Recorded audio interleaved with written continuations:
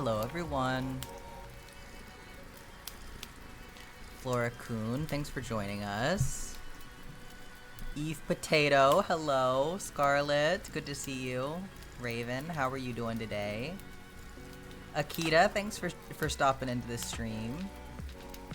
Sprout, Alessian, hope that your crochet journey is going good. Let me know if you need anything demonstrated today.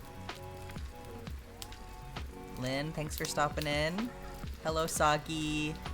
Beezy Squeezy. Be starting in just a minute here. I'm getting my drink ready, and then there'll be an ad break in about 1 minute, so we'll let that pass. Hello, Silver Tabby Cat. Thanks for stopping in. Gotta get my water, too. Let's see, where should we start off today? I feel like we haven't been on the bed in a minute. I had to get the puppy out, because this Halloween skin is so cute.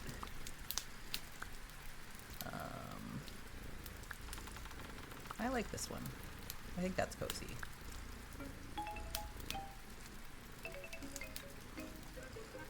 Yeah, finally got me. Thanks for joining.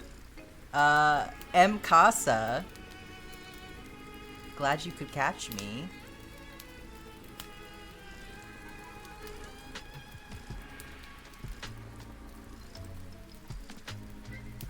Alright, I'm gonna get my water. Ad break's gonna be going in just a second now, and then we'll get going.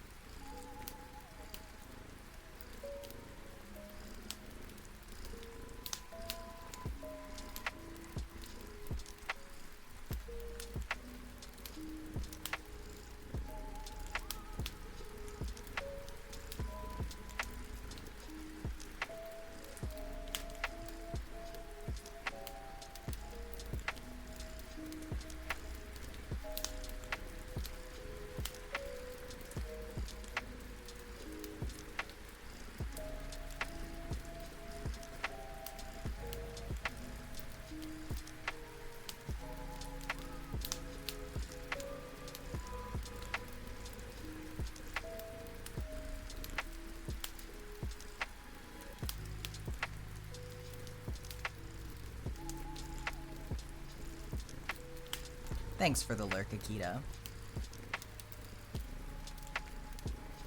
Welcome back from Adele Limbo, everyone. I immediately got a hair in my drink, so I'm going to try to fish that out really quick. Emmy, welcome in. So glad that you could join us. Come here. I got it. Ha ha ha. I will not be drinking cat hair, at least right now, probably later. It is inevitable when you have 3 cats. Okay, we all ready to go? You got your drinks and your snacks and everything? I got Rice Krispie treats at the store because that's one of the few things that I can safely eat. That's pre-made, so I think I can actually adjust this up a little bit. The map is starting to get so long that I don't have to worry about falling off the... Like I come down too much farther and I'm hitting myself in the stomach, so...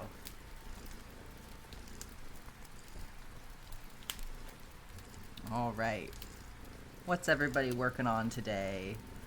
I have added the task list redeem to the channel points. It's only one channel point, so if you would like your to add your task to the task list, you can redeem that, and I'll stick it on there for you, and we can all hold each other accountable today. Rule of cats. If there are cats, you end up drinking cat hair. Oh yeah, it has happened so many times. You wouldn't know a silver tabby cat, absolutely.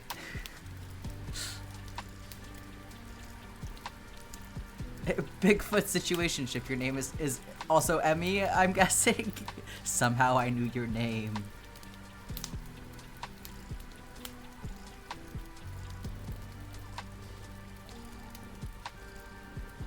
Hello, Mambo. Welcome in.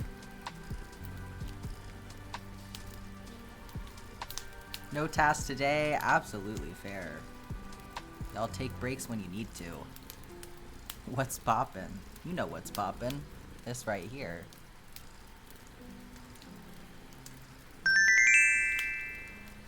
Alright.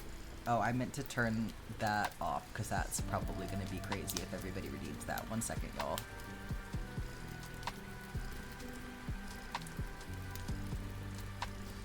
I will do that in 1 second. Where am I going? Alerts, that's what I need. I had that turned on. Well, maybe I can just edit it so that it doesn't make noises.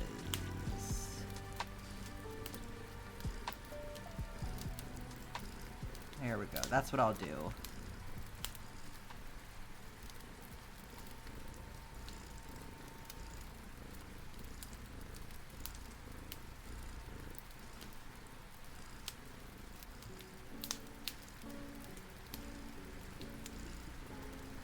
There we go.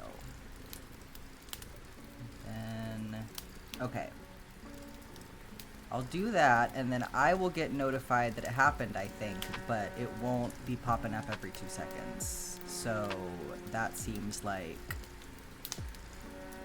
a good way to do it. Hopefully. Hopefully that's what happens.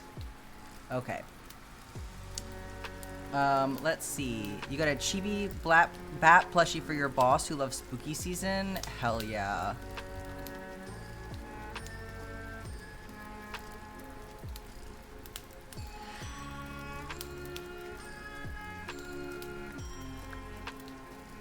Okay.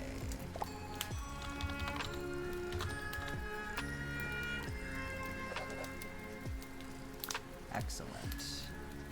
I'll stick mine on here too, as always.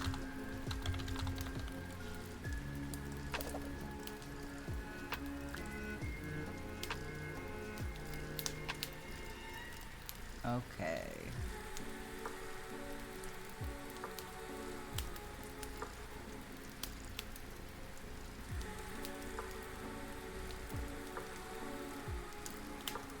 Has anyone else seen the Shank-It? Yes, I have.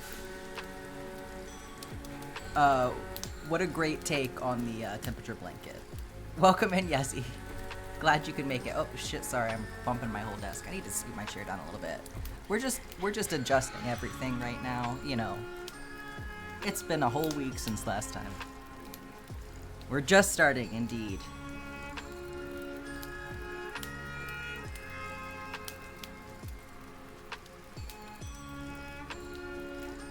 Okay, first stitch is on. You didn't miss anything.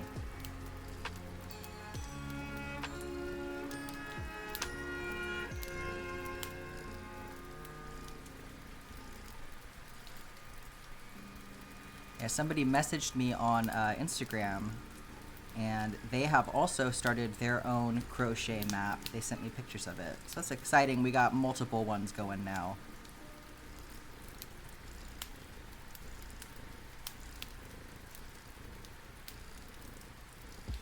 Sasha has the sneezies, oh no.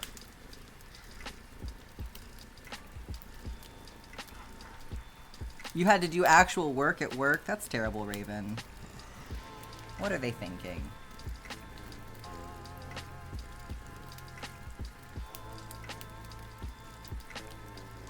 You haven't seen the Shank It yet?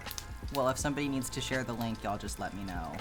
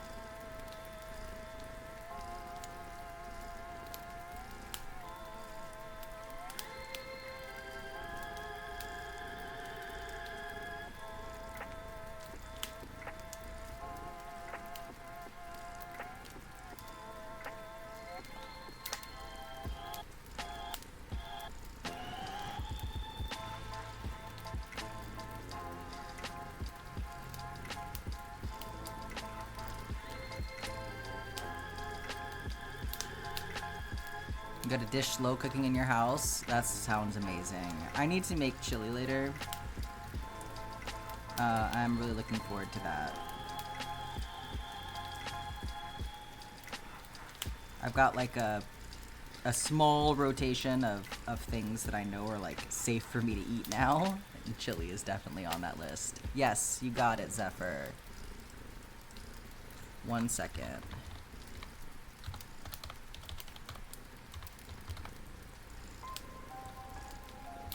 Okay, you're good to go.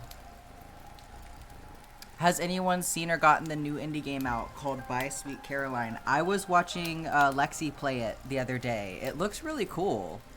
I'm suspicious of possible lesbians. Hell yeah.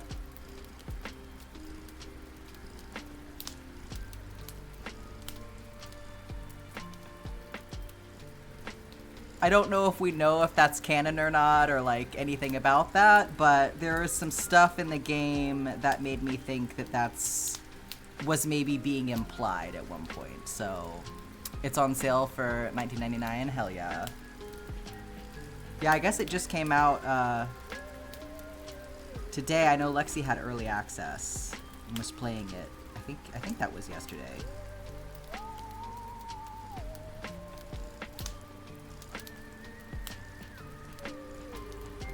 It's beautiful art style, though.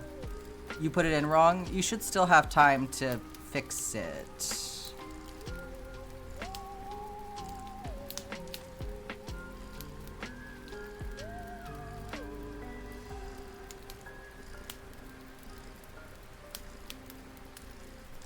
Let's see here. Oh, yeah. That's broken. Yeah, if you need another permit, though, if you run out of time, I can give you another one. Very Alice in Wonderland. Yeah, it's all, like, hand-drawn, right?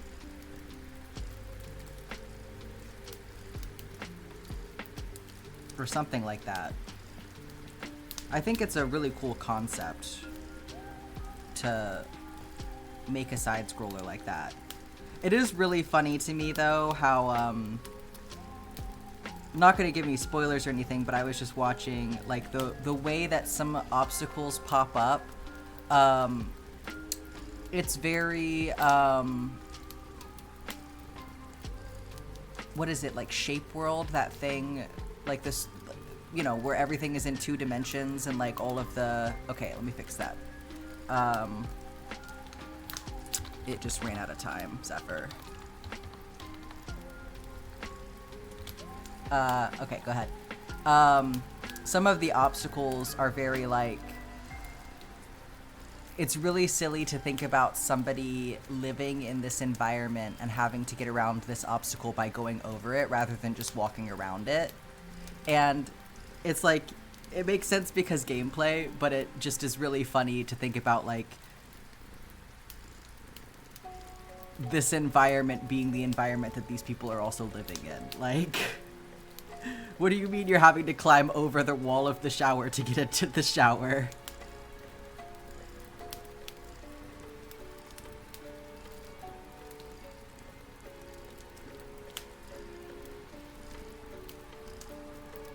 Hell yeah. Y'all check out the Shank It. Excellent use of free will right there.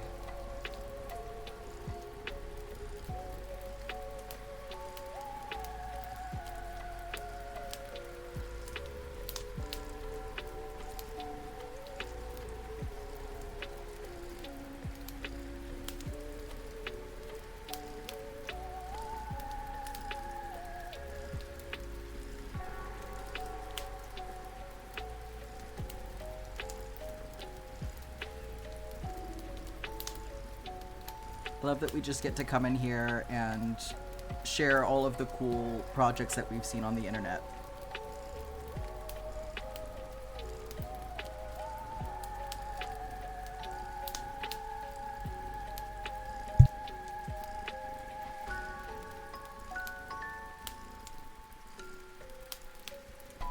Just had to yell at my cat, sorry. Good evening, Pudding. How are you doing today?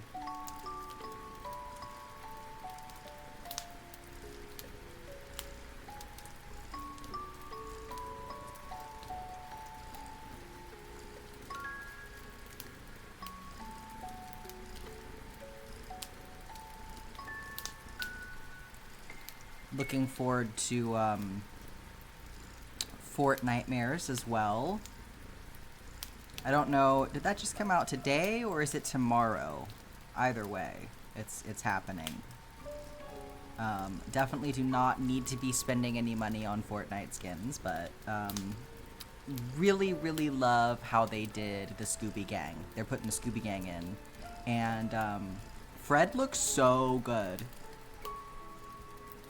I've never really been a Fred stan, but well, Fortnite's gonna make me change my mind. The idea of different stitches for different consistency is genius and a little gross. The whole thing is a little gross, but you gotta respect it. No, I do like that idea though, for sure, the changing up the stitches. I feel like it would be cool to see that incorporated more often in projects like temperature blankets, like not just playing around with the color, but also the stitch.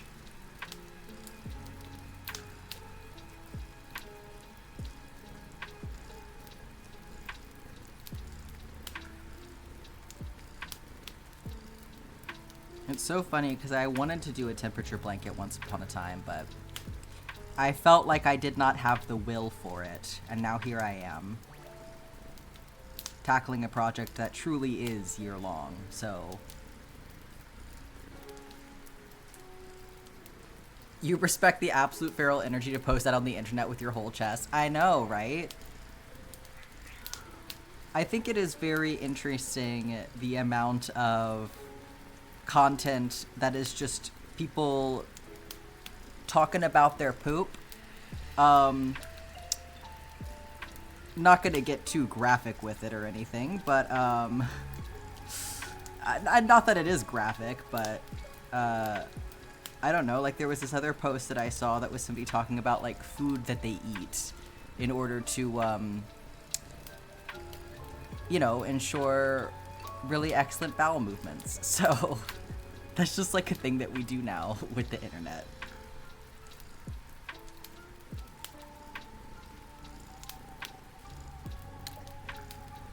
The difference is you can do as many macros as you want a day. Daily row would be a nightmare to me. Yeah, I think that is part of it, but then also I think if I was gonna do it, I would probably save up like a week at a time. Yeah, you'd have a huge backlog.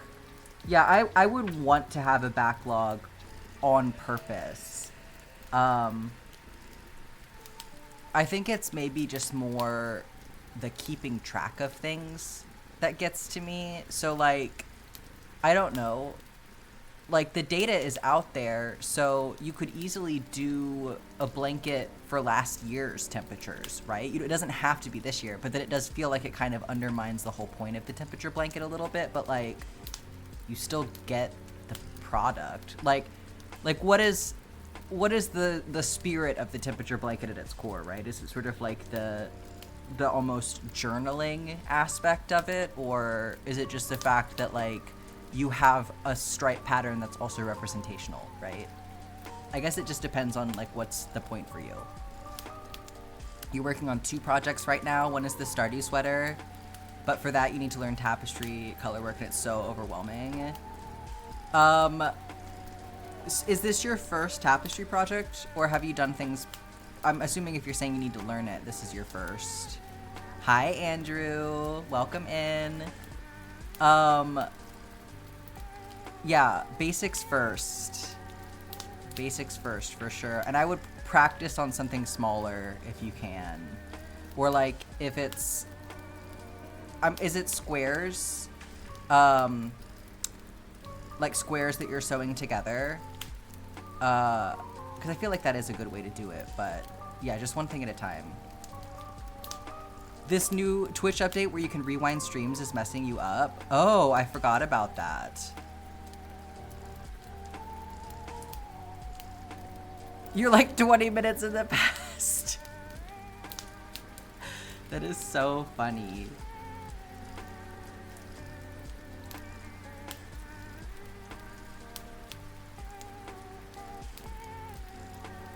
Yeah, I haven't discovered how to do that yet.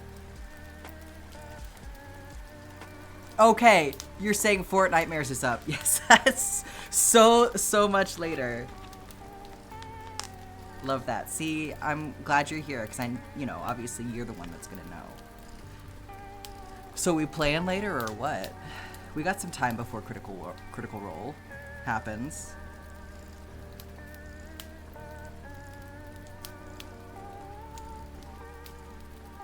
Hell yeah.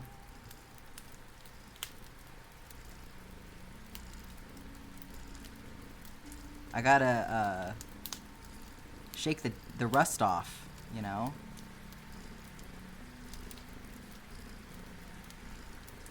You're watching someone who makes a discomfort blanket? Oh, wow. Wow. That's quite the impactful project. Yeah, I've seen, there was a crochet project that I believe a group of people in England did that was commemorating, I believe it was specifically deaths of children in Palestine. And one square, I think, was equivalent to like 10 children or something like that. And the size of the project that they put together was heartbreaking. So you can do really powerful stuff with that kind of concept. You were gonna work on yarn spreadsheets, but now you gotta play Fortnite. Sorry to do it to you. Your teacher plays music during class, and the other day it was rolling. You had to explain for like 20 minutes every detail. I love it when that shit happens. There is truly no escape.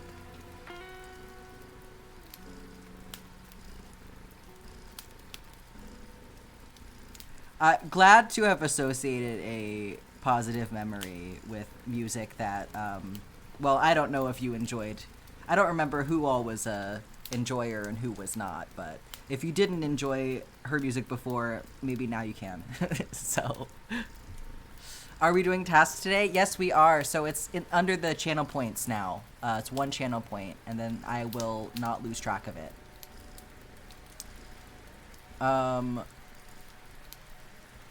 Squares to sew together. Okay, yes, that'll make it easier. The basic one color squares are almost ready, so your tension is regular now. First time is still scary. Hey, you know what? It's okay. Oh, don't even worry about it. I know what you're talking about. So remember, if you mess up, you don't have to keep it. You can start over as many times as you need to. If it becomes a tangled mess, you can just put it in your scrap pile. Like, truly, this is for your experience of learning. This is for your experience of practice. So just let it be practice. It does not have to be perfect the first time. And like, that's what I really love about granny squares, and I feel like having a project like this where it's small squares of tapestry is really similar, is that when you mess up, because you will mess up, everybody mess ups when they're learning, and even after they're really good at it, I mess up, right? When you mess up, it is easier to hide your mistakes because they're less impactful towards the overall fabric because you're sewing them together in the end, right? So really, if you think about it, there's less pressure on you to get it perfect because you have a way built in already to kind of make corrections at the end.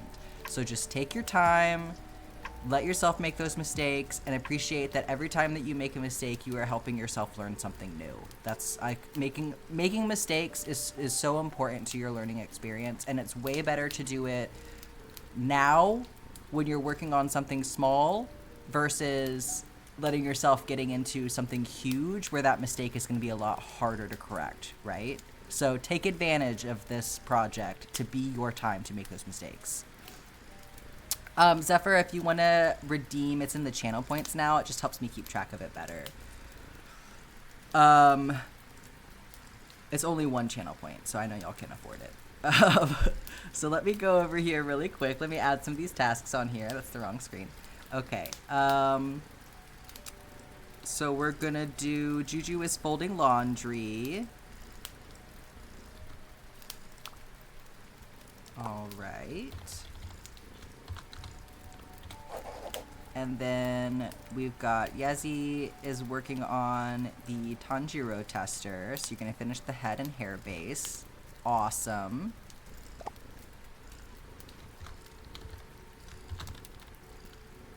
It's so much easier to just copy paste these because I don't have to worry about chat scrolling while I'm trying to do that. And then Zephyr is adding rows to the cardigan. Hell yeah. I like how we've kept it open-ended, because then if you add even one row, you've technically accomplished the task. Okay. Anyone else? Could you find and share the Palestine blanket you were talking about? I can try. Give me 1 second.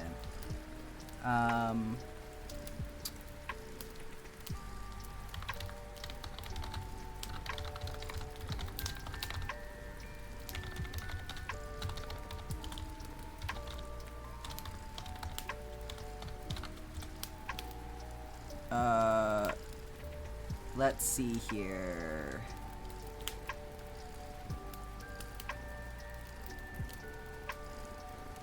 Oh, that was surprisingly easy. Okay. Let's see if this link is gonna work for everyone. So this is from, it was in Ireland. Okay, that makes sense. Ireland has been on top of it. Yes, so it is a 40-meter long quilt marking more than 23,000 children killed in Gaza, made of granny squares. So I will share this article with y'all. Ireland does make sense. Ireland understands the implications for sure.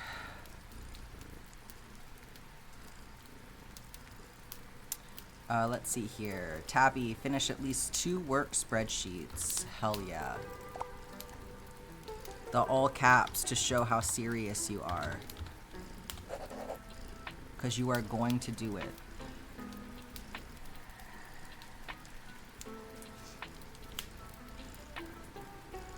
Your goal, not for this stream, but for crochet, is to get good enough at crochet that you can work on your cosplays way easier than cutting out cardboard. I mean, cutting out cardboard is fun, too. Although, I will say, if you've gotten good at cutting out cardboard, you could graduate to foam core. It's a good way to do it, too, but it's a lot more expensive. Okay, did I get everybody? Caps lock was completely accidental. I appreciate it, though. You're not counting rows, it's based on vibes and size. I respect that, Zephyr. I knew there was gonna be another one. Lashes, make and eat salad for lunch. Man, if that ain't the hardest task of all. Why is eating so hard? Please pet the pupper. You got it. That's a good dog right there. I like how in almost every single one of my tasks that I can do in this game, the puppy is just sleeping. Like 9 times out of 10, what the puppy is doing while I'm doing anything is sleep.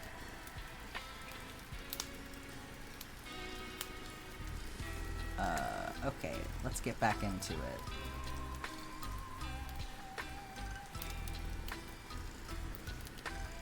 He's just a sleepy little guy, it's true.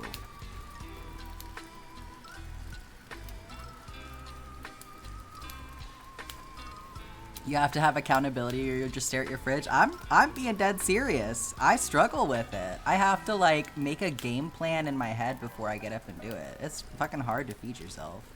His name is Moonpaw. Of course he's a sleepy little guy. That's true. That's true. Your dog is also asleep 90% of the time. Little babies.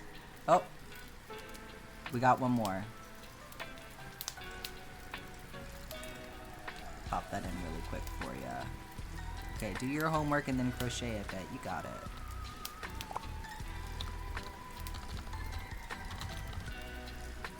Okay.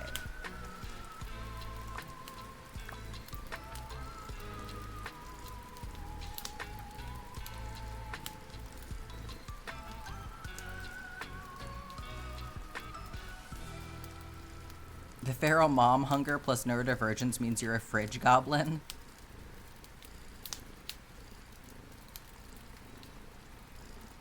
You keep opening and closing your fridge like something new is gonna teleport into your fridge. No, like, okay, so there's something about, like, it's like refreshing the tab almost. Like, I don't know. Sometimes I just can't figure out how to put together the options that I have in a way that equals food. And sometimes I just need to, like, come back to it, like, 4 or 5 times before my brain goes, oh, you could have rice and beans. Like, that's food. Like, it takes a minute. Yeah, you straight up forget food exists? Yeah.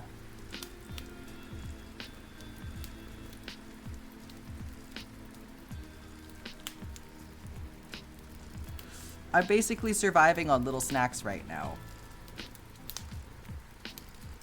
Because it's just so much easier to, like, process how to eat that.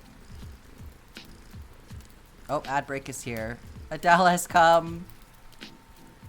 Beezy Squeezy, did I forget your task? Oh, shit.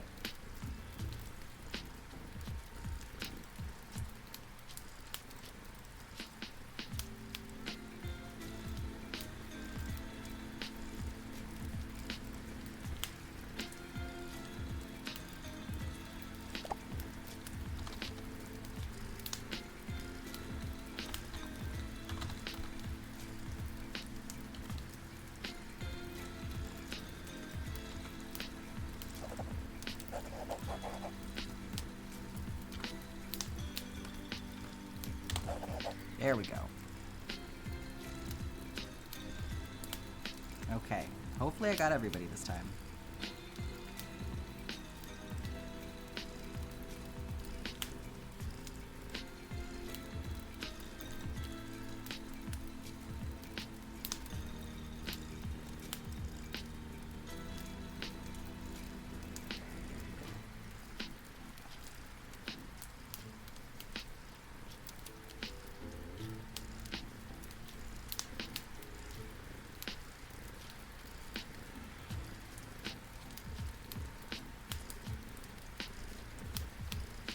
Okay, welcome back from Adele Limbo, everyone. Oh, I was supposed to explain the Adele thing. Sorry, I forgot. I was doing something else. BZ, I got your task in there. I just, missed it. My bad. Merlin had his stitches out today? That's amazing. Congratulations to Merlin. So the Adele thing.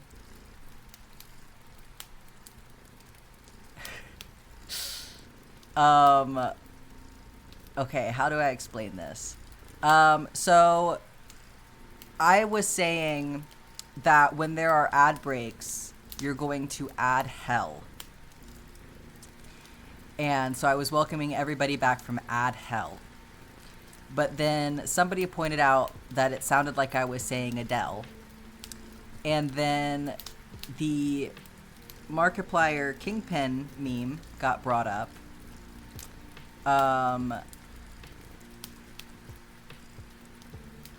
And from there, well, now we have a potential new emote, which is Adele's head on Kingpin's body. Let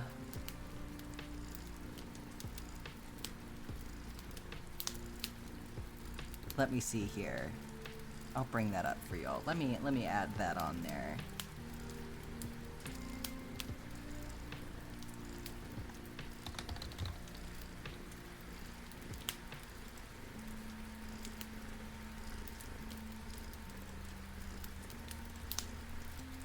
So now I think this is gonna be an emote.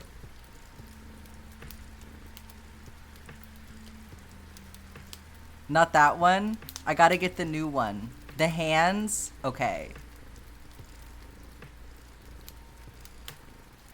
If you will trim the one with the hands to make sure that it works as a square, I would really appreciate that, but then I will make the hands one an emote for next stream. You skipped so much. Yeah, last stream was truly something else.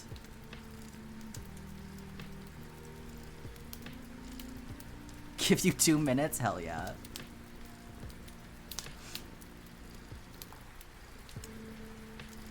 So that's what's up with Adele. I saw your video on TikTok and wanted to say it's absolutely gorgeous. Thank you, Tarafi. I hope I'm saying that right. Thanks for joining us and thanks for the compliment. Welcome in. Really appreciate that. If you ever had any questions about the entire project, now is your chance to ask for sure. You missed last stream because you were busy at work because of... Why? Because of the Taylor Swift album. Damn, the collateral damage.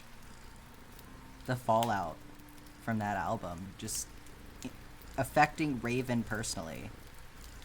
The price you pay when you fix your sleep schedule. I know. It's rough when we have to make choices about how to live our lives, right? It's like, why can't we just be awake for 24 hours a day?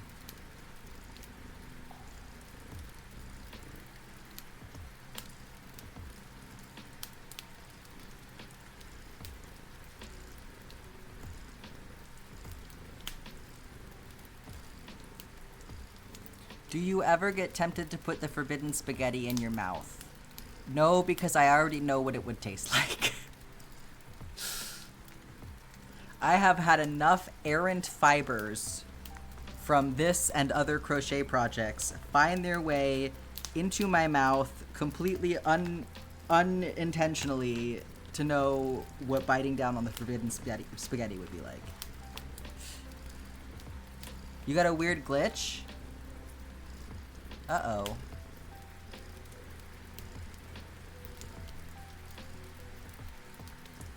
You're gonna DM it to me? Sounds good, Mambo.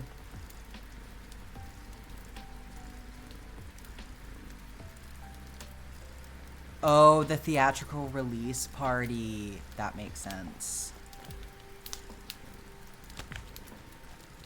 Restarting your browser helped? Yeah, that makes sense. Twitch is like that sometimes. Well, that wouldn't make sense because you wouldn't know if the audio was out of sync. That happens to me, that was happening to me with Critical Role the other night where the audio kept desyncing. Twitch is really bad about that. Okay, let's see. Okay, there we go. There we go.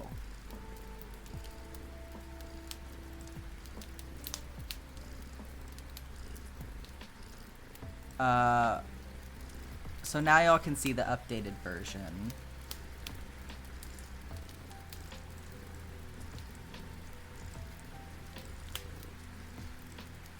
Okay. So this is what we have now.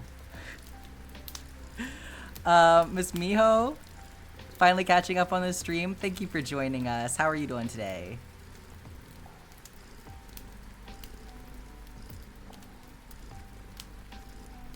It's so beautiful, right?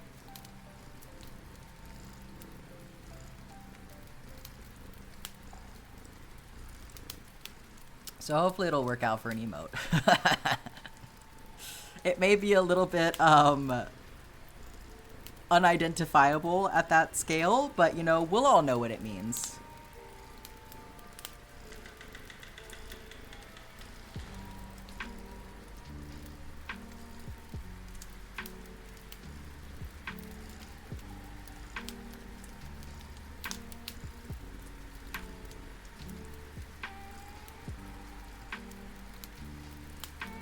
You can also add as text a version that says, hello, it's me. There's so much that we can do. I was telling people if you had inspiration for an emote, you can stick it in the memes channel. And we would vote on them. I don't think that we really had enough suggestions to worry about voting. I think that we can pretty much just do what's in there so far. But certainly if there are more options, let us know.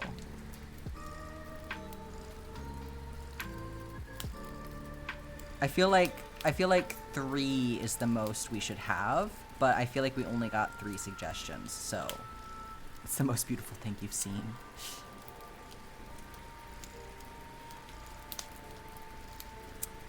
You're 2 weeks ahead in your computer graphic class. You can make your vision. Hell yeah.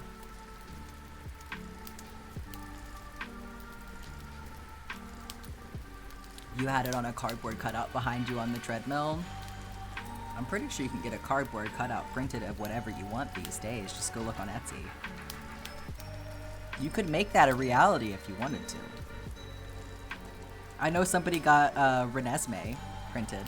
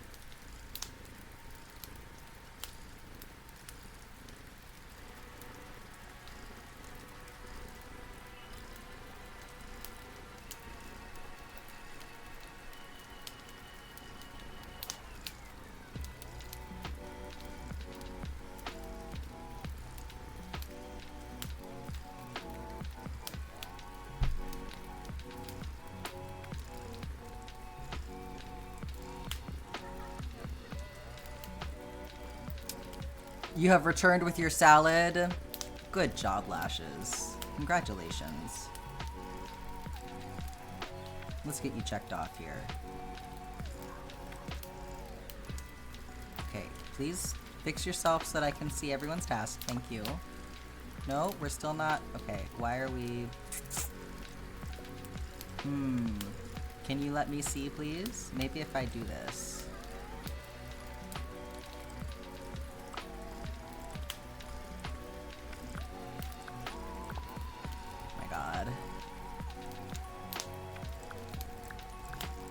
There we go.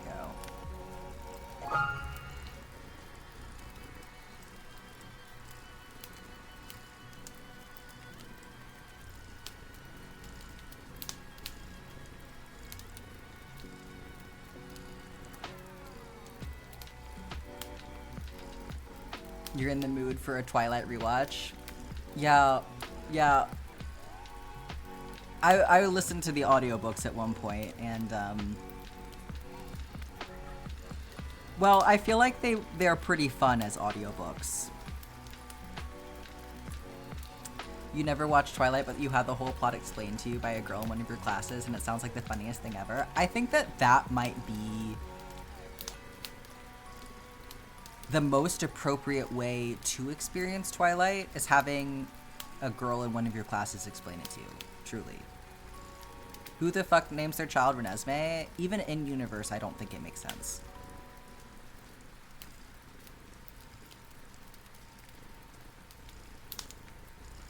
Like the choice, yeah, like where it comes from, like yes, it's two names pushed together, but like,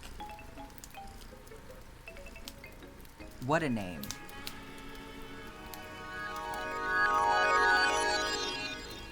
Thank you so much for the raid, Bubbly Faye. Welcome in. How are y'all doing today? I hope you had a good stream. What were you up to?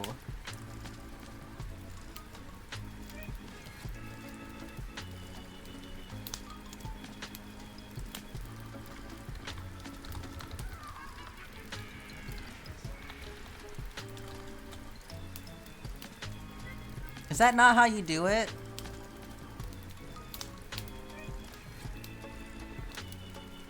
Frick.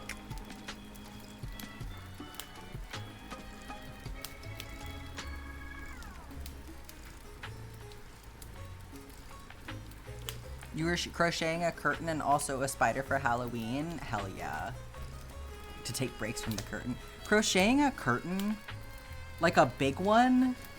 Like how big are we talking of a curtain? Because that's kind of wild. I guess I saw somebody do that with like, I think they did like fillet crochet or something, and they had it, they did like a dragon pattern on it, but it was like a shorter curtain. It's a lace curtain? Hell yeah. You love the tapestry? Thank you so much. I really appreciate that.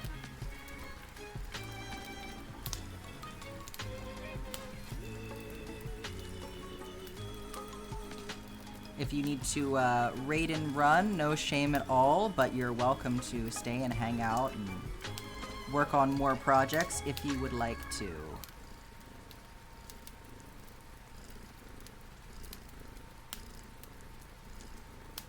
You need 4 panels. The other window is larger, so the panels will be larger. That's wild. 21 inches and 36 inches long. So about 2 feet by 3 feet. Okay, so not the worst ever. Actually, not too far off from the dimensions of the map, but with lace weight yarn that's crazy. You're 3/5 of the way done with your blanket. Good job, Lynn. Oh my gosh, Zephyr, I'm sorry your internet's giving you a hard time. Jasper the Confederate soldier? Yeah, lots of questionable decision making for sure. You're low vision, so your eyes feel strained at the moment. Everything is super blurry and harder to see than normal. Understandable. When I was in school, I remember the eye strain really impacting my ability to work on things. Certainly not legally blind or anything like that, but you know, definitely. Am I? Oh, I did the wrong thing. Hang on. Sympathetic to how hard that is to have the eye strain. 1 second, y'all. I was getting ahead of myself.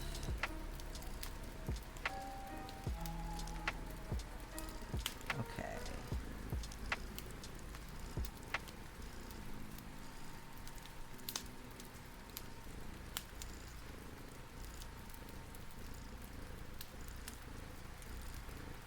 Okay.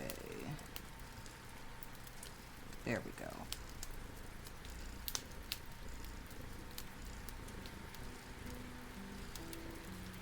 When you crochet, you steal your reading glasses? Yeah, definitely prioritize getting that eye appointment because you don't want to make your vision problems worse.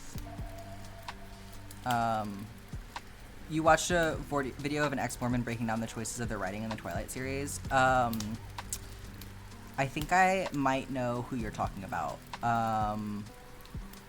What was her name? I'm assuming it was, if it's the same person, then it was a lady. You're not grown like that, sadly.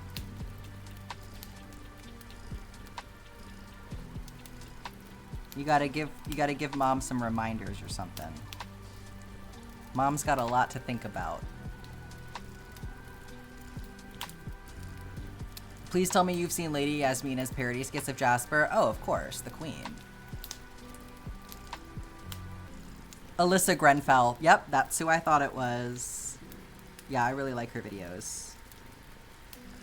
I went straight over to her page after watching the movie Heretic.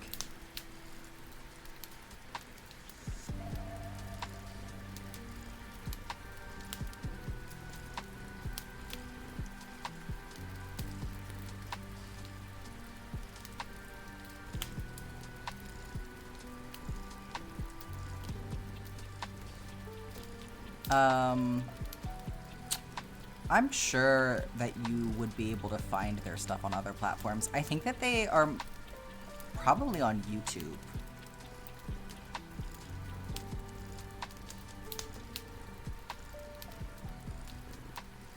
YouTube Shorts, I mean. You go through phases of watching them, watching a lot of them because of hyperfixation. Yeah, absolutely.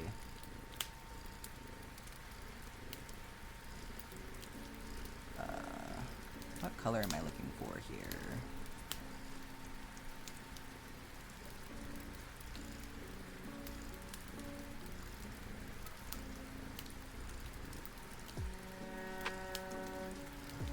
Come here. It's all tangled up with the other ones. Get out here.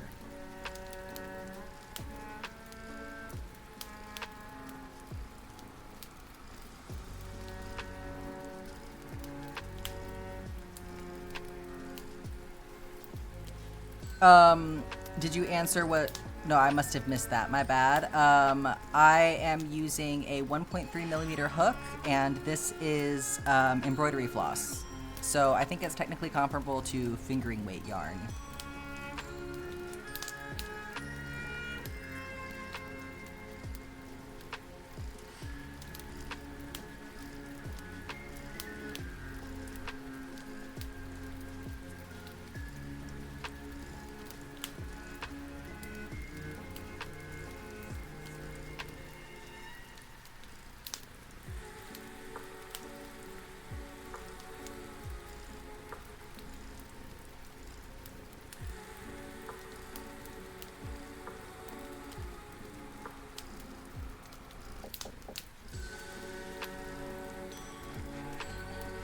You have some family members who are Mormon and you find it funny because you're going to go see the Book of Mormon in January. Yeah, they probably wouldn't enjoy that, no.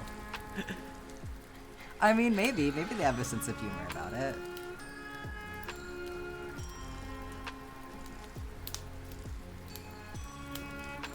It's impossible to escape the church invites. Yeah.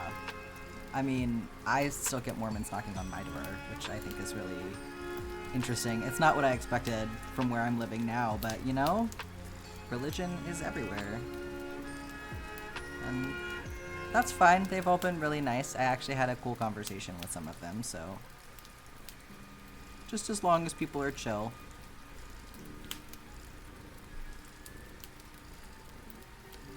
You went to several of their youth activities through the years because of a friend? Yeah, that was kind of my experience with the Baptist church. Like, I was never actually a part of it, but I ended up, like, going to things often because all of my friends were, you know, churchgoers. Zephyr, what?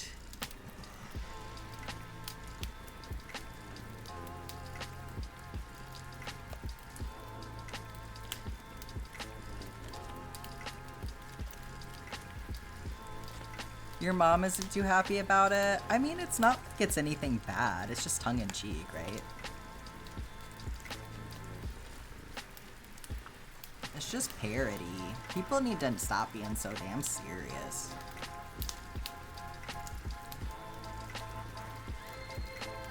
Oh my god, Scarlet.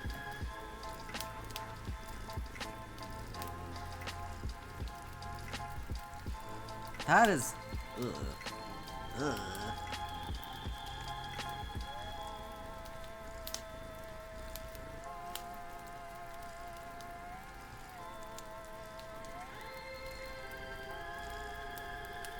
Yeah, that might be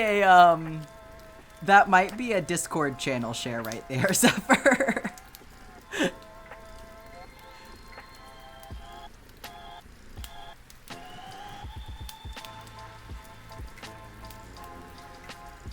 I mean, I fully believe you. Yeah. I'm afraid yeah, I feel like that's exactly what it is. Like, most of us, I think, know what those words mean. My wife got me, a book by a queer author for Christmas that was, Lucifer and Judas fanfiction. That one was pretty good, but it was definitely not what you're talking about.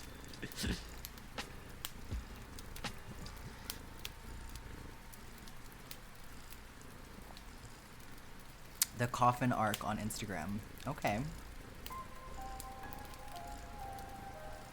Oh, she's more worried about getting in trouble with your friend's ultra-conservative mother. That's understandable. Yeah.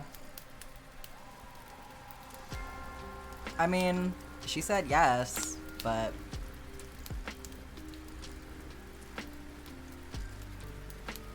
That guy was a creep and threatened violence. Yeah, that's awful. Like, I just... It's a shame that, people don't learn how to self-regulate, you know?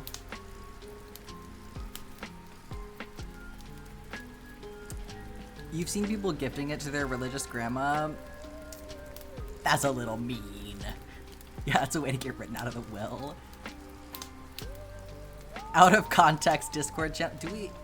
We should have an out of context Discord channel, actually. I'm gonna write that down. I think that's a good idea. Because sometimes it's like, memes just doesn't cover it.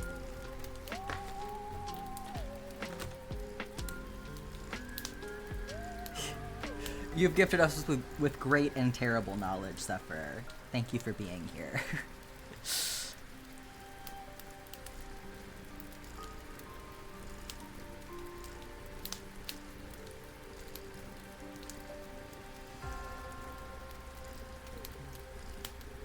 Also gonna make a note for myself to remember to do the emote.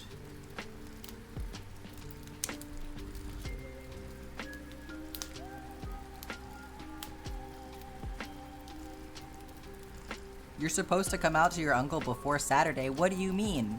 What do you mean you're supposed to? According to who?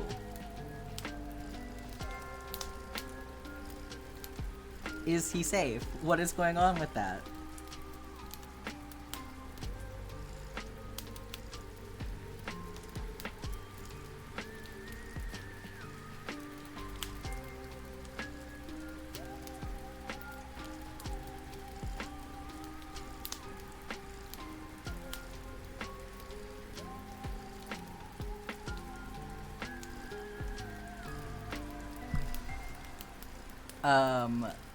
He's taking you to Comic-Con and you'd rather introduce yourself as Alex and not your dead name. Okay, that's a good reason.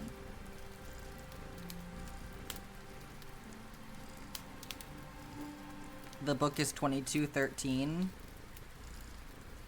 Okay, Zephyr. I mean, obviously I'm going to go look after stream. Yeah, make sure you put it in the Discord, because I'm not gonna remember. Yeah, if you feel like he's safe, then, like, do whatever you feel comfortable with. I literally sent all of my family members an email, because, like, you know, I've had to come out multiple times, and it's always a drag. And when I say I've had to, I do mean that, like, you know, I've had to. Not that I've wanted to, because I am not someone who enjoys the experience of coming out. I find that people really tend to make it about themselves when it's like I'm literally sharing a very personal piece of information with you. So, Carmilla, hey, why are we yelling? Millie, are you okay? Did you have a bad dream? Carmilla? Come here, honey. Sometimes Carmilla just walks into the room, or even from another room, she'll start yowling, and I think it's because she has bad dreams. So she just woke up and walked in here. Yes, Kitty is here. This is my little black kitty cat, Carmilla.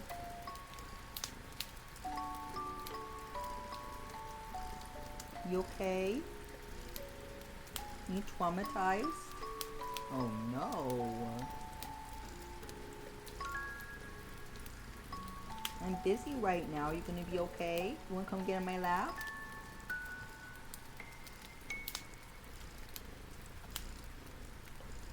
You wanna come get my lap? You can snuggle if you wanna.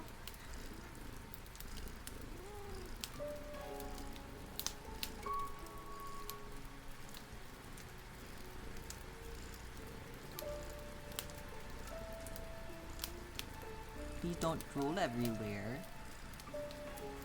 Because I know you like to drool.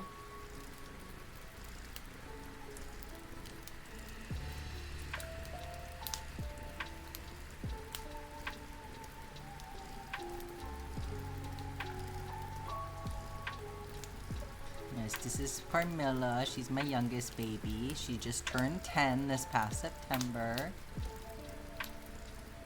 But she might as well be 10 months, the way that she acts.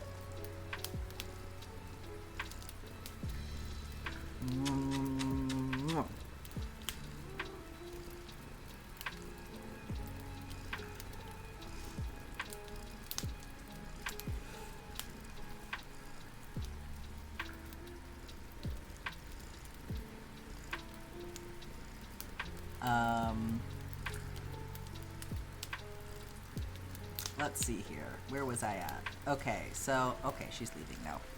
She wants to add texture to the water? Yeah, for real. Added drama to the server. Thank you so much, Zephyr. Make sure you add a trigger warning. Ad break is starting, so I will resume what I was saying after the ad break has passed.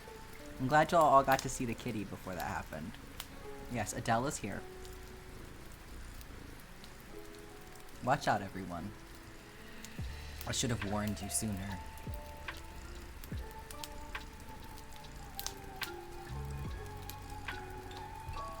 Cat food ad? Oh my god.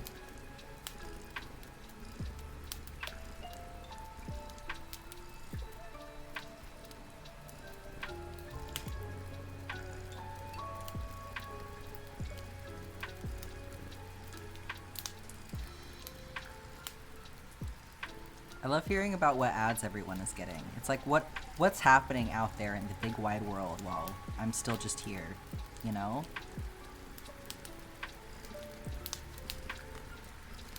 What does Twitch think that the people need to see? It's incorrect, whatever it is. Why do you just not get ads? Do you have an ad blocker?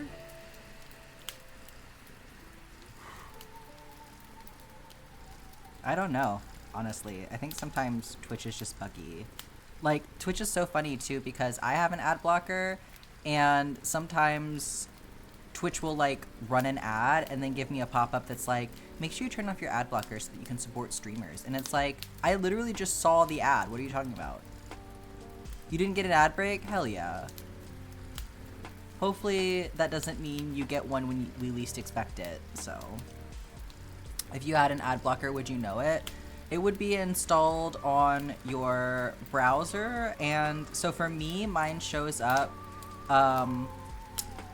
I'm on Google Chrome, and it shows up for me on the right of the search bar. There is a little red symbol, and if you hover over it, it says ad block. So I know there's different ones, but it would be installed on your browser, basically, as an extension. You keep getting horror movie ads, and your sensitive soul feels the peril every time. Welcome back, everyone. Welcome back from Adele. It'll jump scare you later? Yeah, probably. Oh, it's the app on your phone? I think mobile is different. I don't really know what's going on with mobile. Mobile is very unpredictable. And I find it kind of weird. Mobile, I think, is also more likely to push ads, like, at the bottom of your screen, I think, rather than, like, running a video clip. So that could be why. But yes, back to what I was saying before. Was waiting for y'all to get back. So I've had to come out multiple times in my life, because, you know, my understanding of myself has evolved throughout the years. And this most recent time, when I was going to tell my family, you know, I'm a trans person, I really didn't want to have to deal with having that conversation, because I'm a grown adult. I don't have to do that. And so I just sent an email to, you know, whoever in my family I had an email address for, and I was like, you can pass this on if you want to, but I was basically like, hey, I'm a trans person. I am transitioning with testosterone, so you will notice differences, which is why, you know, I'm going in depth and telling you all this so that I'm not surprising you. Like, this is me doing a courtesy by telling you this information so that you know what's going on. I don't really want to hear any of your thoughts or opinions on this. If you want to let me know that you received this email, you can send me a thumbs up, like in a text message, and that's it. Other than that, this is like, I'm not opening up a conversation with you. I'm just letting you know a piece of information. This is how to refer to me. Here are some other resources if you need them that talk about like what all of this means. And I was basically like, talk amongst yourselves, don't talk to me about this. We can talk about this at a later time if it needs to come up, but you're not going to email me back, and I'm not getting in a whole conversation with like 10 different people right now. So, coming out can be whatever you want it to be, and to whoever you want to come out to. You don't owe that to anybody. So, it is just a way to give people more accurate information about yourself.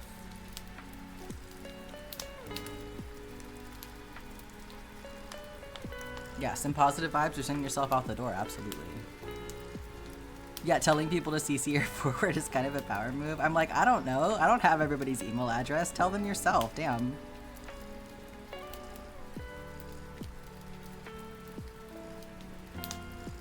My sister did talk to me about it and was like, hey, I think that probably I should not be the one to send this to our father because I didn't have his email address at the time.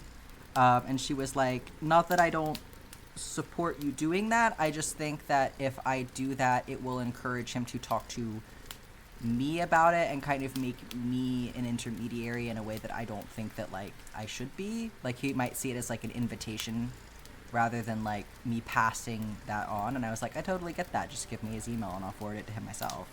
So that also works. Like, you know, if there's anybody that needs this information, send me their email and I'll send it.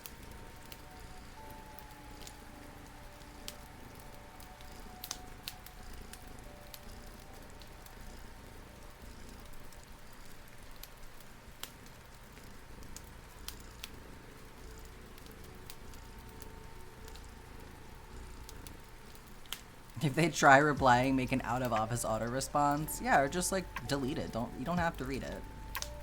Yeah, I am. Protect your peace 100%.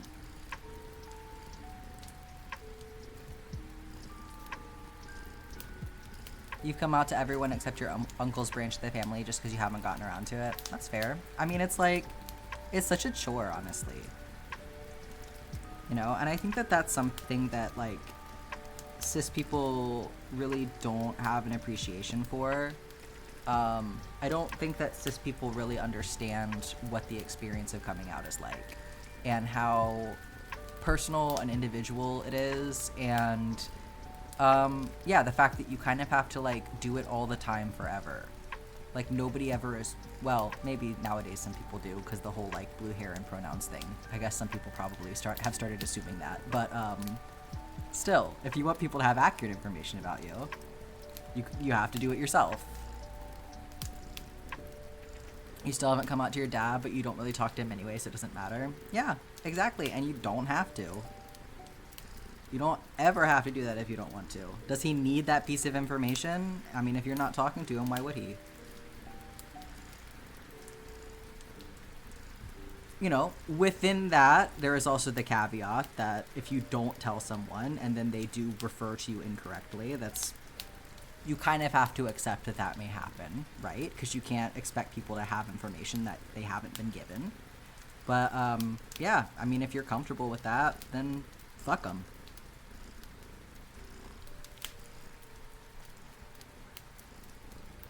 You came out to your dad twice and he forgot twice? That's bullshit. I don't believe in people forgetting. I think if somebody forgets something like that, it's because they wanted to. And I don't mean like if you came out to someone and then they messed up your pronouns and then you corrected them and they said, oh shit, that's my bad. But like someone not considering that an important piece of information. I almost said important penis. I just wanted to point that out. I think that's bullshit. I think that means they don't take you seriously.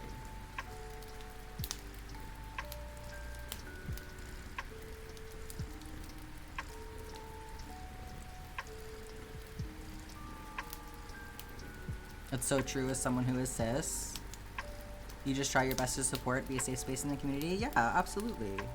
And I think that it's okay to not understand it. Like, we don't all have to have the same experiences in order to have empathy for each other, right? Like, there's plenty of experiences that, like, I don't know what that's like, you know? I don't know what it's like to be a wheelchair user. You know, I don't know what it's like to be a cis person, really. I thought I did for a long time, and I think I was wrong, you know? Well, I know I was wrong. But, yeah, there's a lot of experiences that I don't have, you know? I'm asexual. I don't know what it's like to be allosexual, things like that. So, you know, we can all be supportive of each other and protective of each other without having to all have those experiences firsthand, 100%. The other day you learned that most of your AP class is queer, and you're here for it? Hell yeah.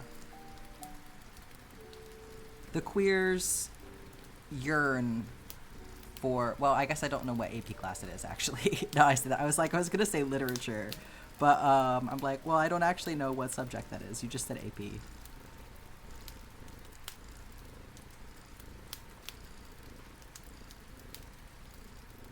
Ace gang, hell yeah.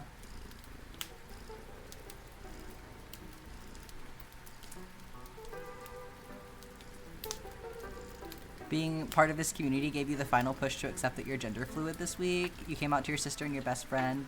That's amazing. Congratulations, Scarlett. I'm really happy for you. And I'm happy that they were so supportive of you.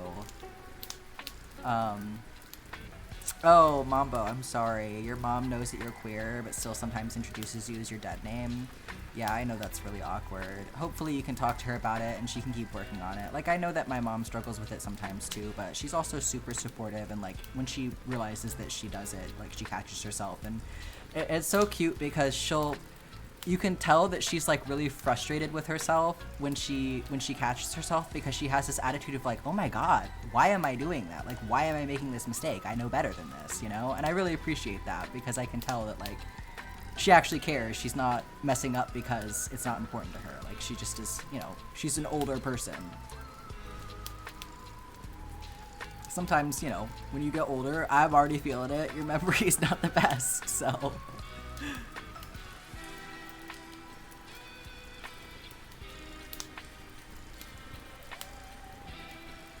6 out of 8 of your students in the AP Music Theory class are queer. Okay, yep. AP Music Theory sounds like the place where queers would congregate. Any advice for coming out when you live with them and they're reform voters? You want them to stop using your dead name, or at least use it less, but you don't know how. You freeze up or you think about it. I would say whatever feels the most comfortable to you is what you should do.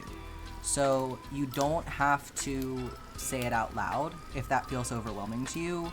Like, write it down in a letter on a piece of paper. You can read it to them if you want to, or you can just hand it to them. It is okay to have someone else there to support you with it. You know, and just be really, really clear about, you know, pronouns, name. Like, I was like, if you mess up, here's what you should do, and just made it really clear that, like, you know, I understand that, like, this is going to be an adjustment for you, but you need to do it, you know?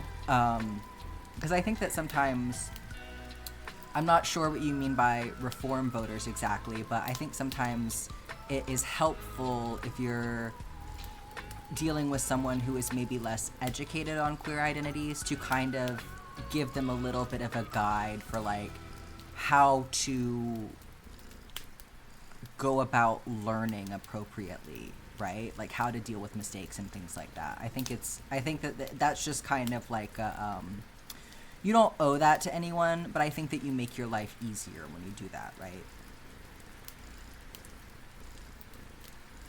The amount of things that you didn't realize were allosexual experiences until much later. Yeah, relate to that. You're the trophy straight.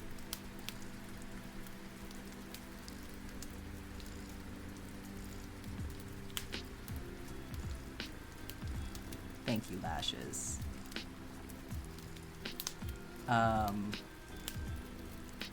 You usually just jump in and say that you actually go by a different name and then tell them a semi-true excuse. I mean, I think it may be important to sit down and explain to them, like, why that's so important to you, you know, and, like, make sure that you've really given them the opportunity to understand that. But, like, repeatedly messing it up, I think, like, they should understand that that's disrespectful, and what you do with that from there, like, I don't know. It's a tough decision to make, but they should not do that to you. They should not be calling you the incorrect name. You're cis, but you had a really great conversation with your mom last time she was visiting when the topic of trans people came up. You asked how she would feel if she woke up tomorrow and was in a man's body, and she'd be like, get me out of here. Yeah, I think that's a really great way to put it. Like, I think that that's definitely something that people can understand. It's like, you would know if you were in the wrong body. You know? It's just not something that you're gonna have to grapple with, so you don't consider it a reality. But, like, you can still imagine what that would be like for you. And I also think it's important for cis people to appreciate the fact that, like, you don't have to understand what that experience is like either, you know? Like, there are plenty of things out there that you will never understand, that you will never even have some sort of, like, a metaphor to help you get there with.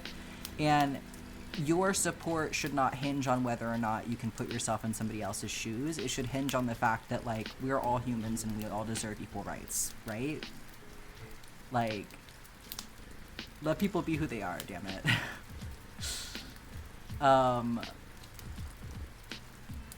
Your mom accidentally messed up 2 months after she started using your name, and she was like, what the fuck is that? Yeah, absolutely. Like, sometimes my mom used to call me my dog's name. Like, I know that she's gonna mess up, and that's fine, because she will correct herself, and I know she doesn't mean it like that. But, like, that's just something that parents do sometimes, right? Oh, reform is a party in the UK? Yeah. Yeah, that's really hard when you know that, like, the politics of your family members is not gonna align. That's a rough one, but, you know, you don't have to deal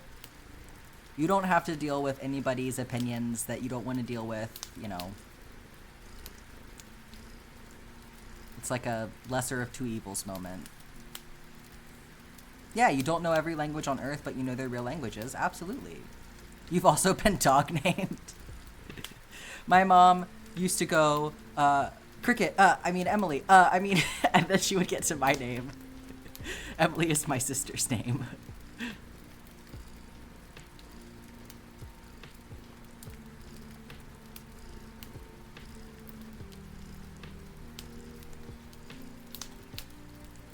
You've also been called your mom's cat's name from when she was like 20? Yeah.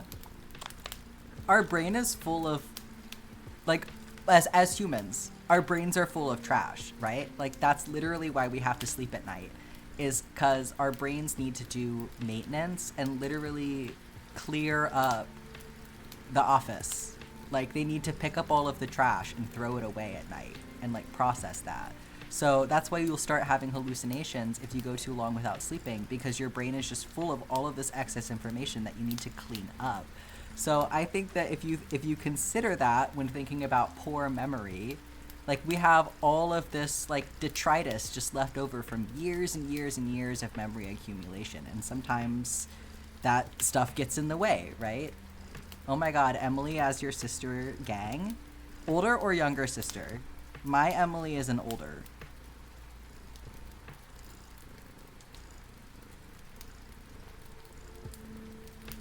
I am the youngest in my family.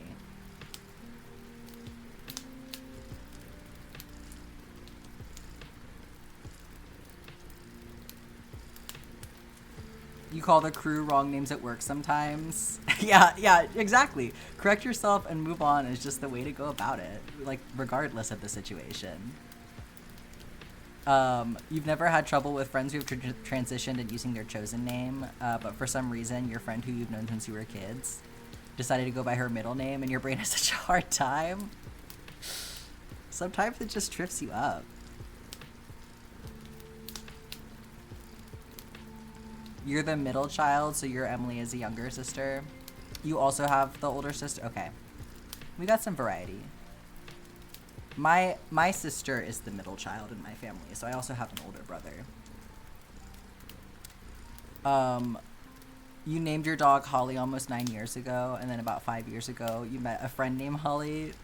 It's always so funny when that overlap happens.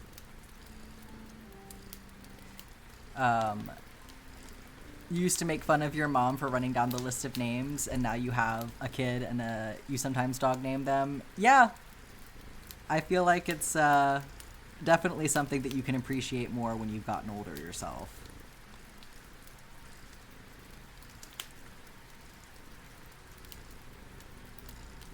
You blend your kids' names together.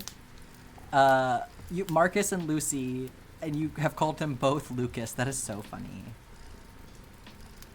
What I think is really funny is, so I've used this example before of, like, you know, when you get someone's pronouns wrong, right? Just correct yourself and move on. I was like, talking to someone about it, and I was like, I mean, this is already a normal experience, right? Like, I already do that with cis people, right? Like, I've accidentally called someone she before, not even because I think of them that way, just because sometimes my brain... I'm sorry, Shai, you redeemed that forever ago, and I was just talking. But I will, sometimes my brain or my mouth or both, what have you, will just mess up, and then the wrong word comes out. And it's not about how I'm thinking of this person or anything like that. It's just sometimes, you know, people make mistakes with the words that they use, and that's just part of life. And I remember I was having this conversation, and they were like, no, I've never done that. And I'm like, I don't believe you. I just fully don't believe you.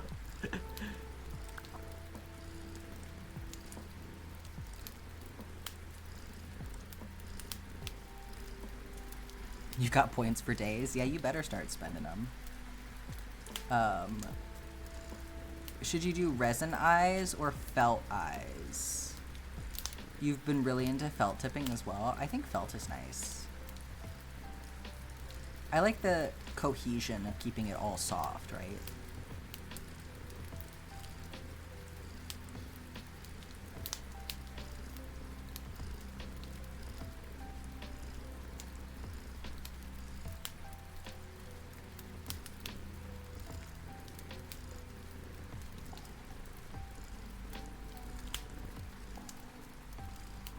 you want to come out to your dad again and tell him your new name, but he won't use the name and get upset about me wanting to change.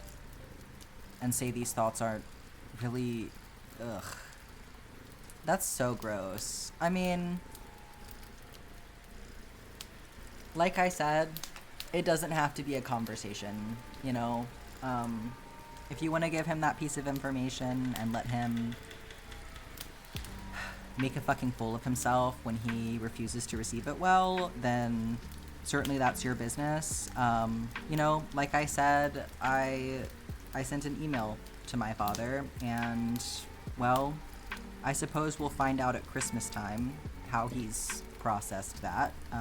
When I get my yearly Christmas text, I'm sure he'll just avoid saying any name at all.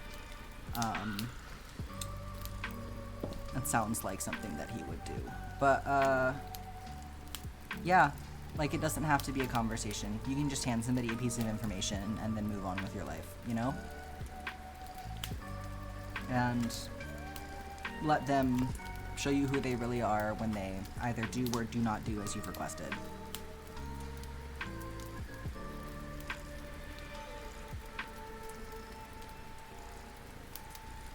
But I suppose it's, you know, that decision making is also influenced by proximity, I'm sure. How much you have that person in your life interacting with you, how often you have to see them, and all of that. You know, I don't really have to see most of the people in my family. And then also there's people in my family that I don't get to see very much, you know. But, so email felt pretty low stakes for me.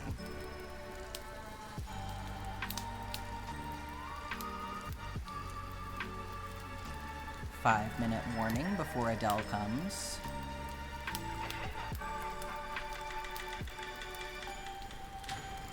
Yeah, sending positive vibes to everyone, absolutely. I know it's a shitty situation. You're just waiting until you can move out? Yeah, that's understandable. And there's no shame in that either.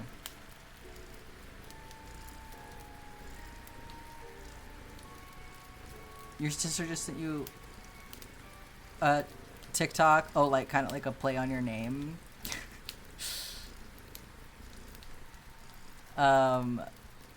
You do love stories about transphobic relatives, but the person in question is post-transition.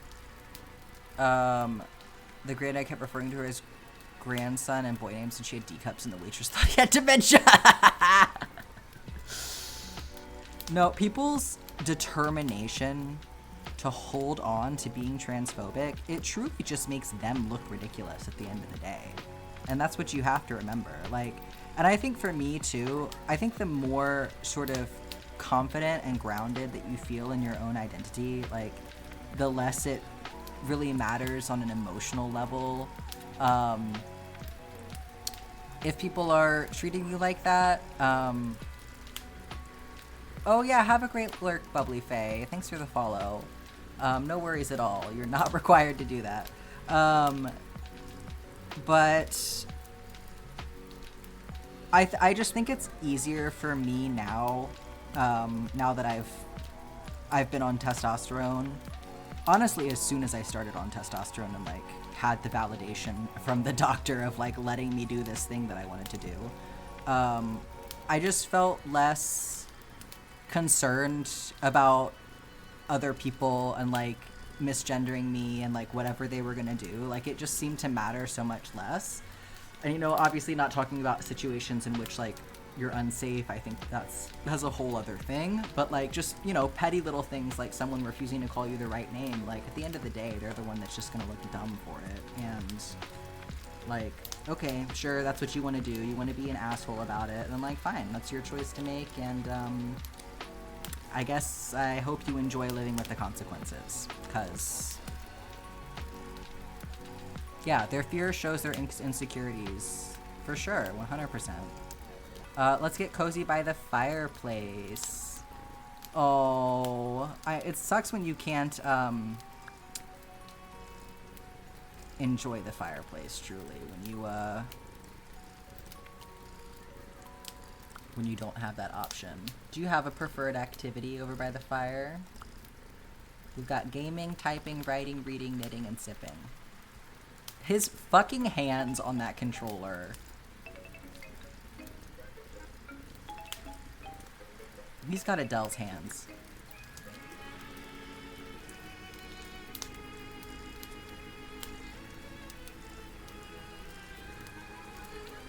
Sipping, you got it.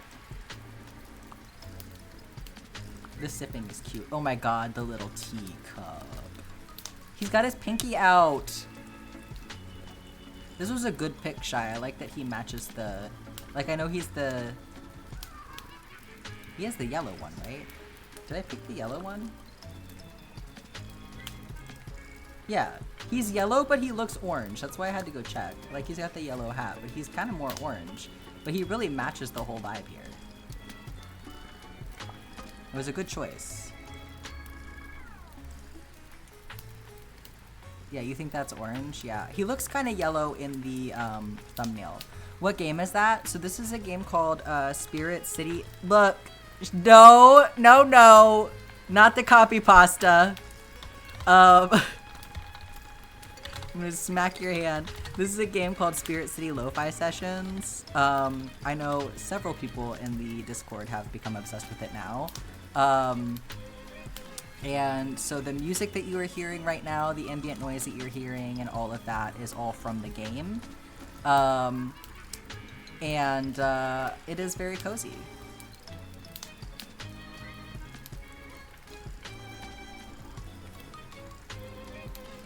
You once had a lesbian boss who claimed to be super progressive, refused to call you by your actual name, and only ever did so when you were in trouble?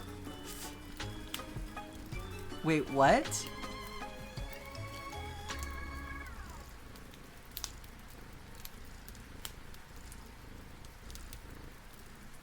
That gets into the thing where some languages just have one word for yellow and orange as a whole. That's a fair point. She would always dead name you unless she was getting on to you. That doesn't make any fucking sense. Also, what turfy behavior? I support gay wrongs, but not that? Yeah. Fuck that.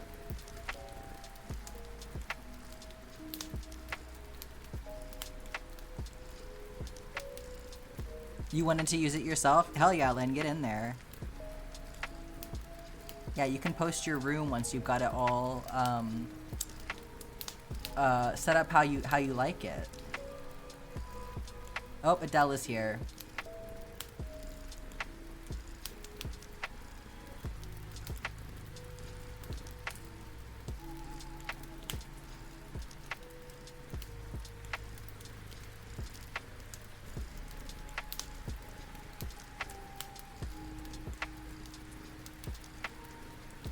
Let's see here. 1, 2, 3, 4.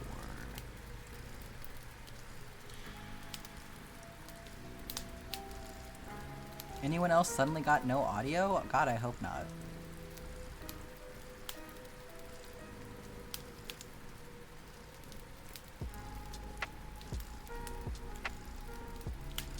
Weird.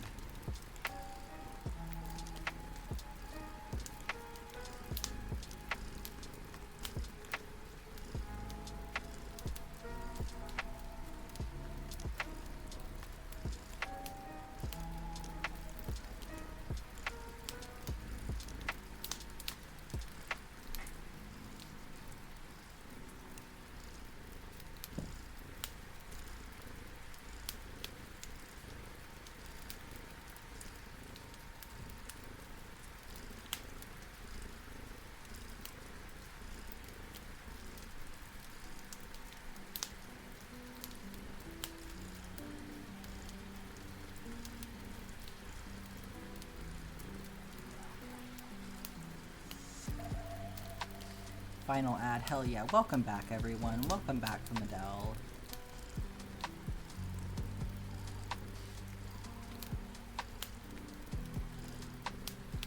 Yeah, hopefully you've got that, figured out, Zephyr. I'm sorry your internet is giving you a hard time. Yeah, that boss was not missed when she left. Yeah, that's not okay. That's fucked up. And like,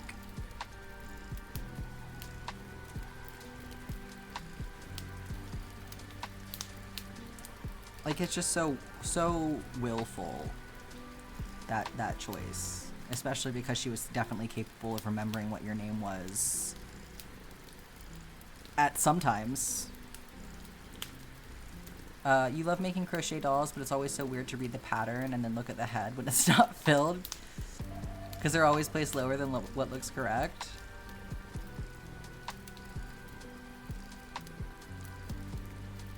Yeah, so funny seeing 3D forms. Oh, the eyes? Yeah, that makes sense. That makes sense. You gotta take into account, yeah, how they're gonna be pushed outward.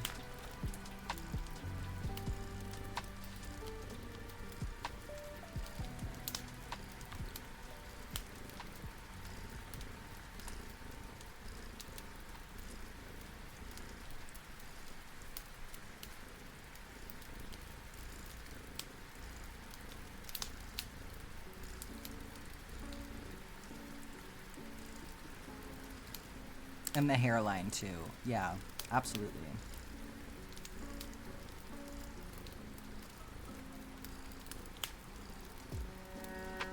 Yeah, I think it's really funny when people are sort of like making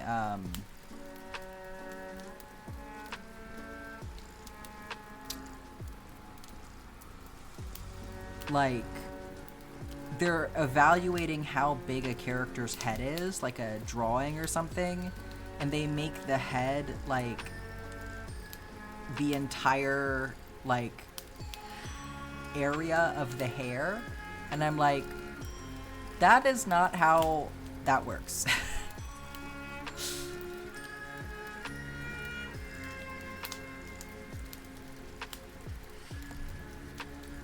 But I guess with amigurumi it kind of is.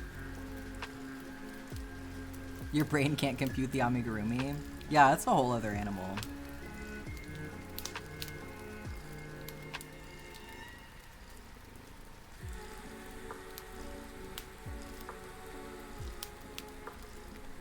Six more rows and then you can start decrease stitching. That's awesome. That's so exciting.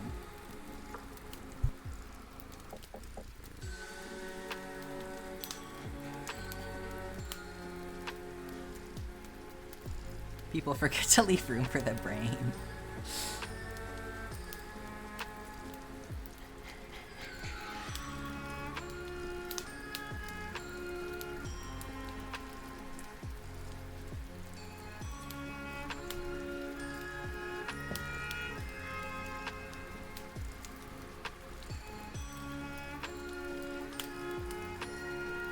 It's like I think I was seeing it with the Saja boys, and it was particularly egregious because they were looking at Mystery and trying to act like Mystery's head was gigantic, and it's like, y'all, it's called teasing your hair. If I say my eyes are being held open like Mr. Bean right now, you'll know what I mean, right? I love Mr. Bean.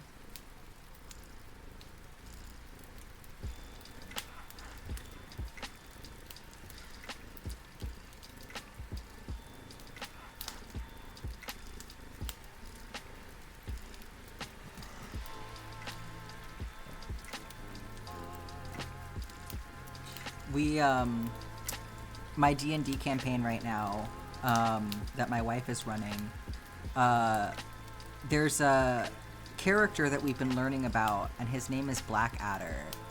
And we don't know what's up with him yet, but every time his name gets brought up, I'm just singing the Blackadder theme in my head, which is also with Rowan Atkinson, who is Mr. Bean.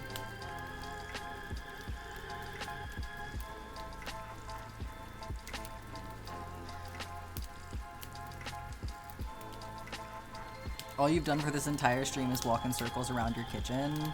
Sometimes it just be like that. You're making stock for a last-minute market? Hell yeah.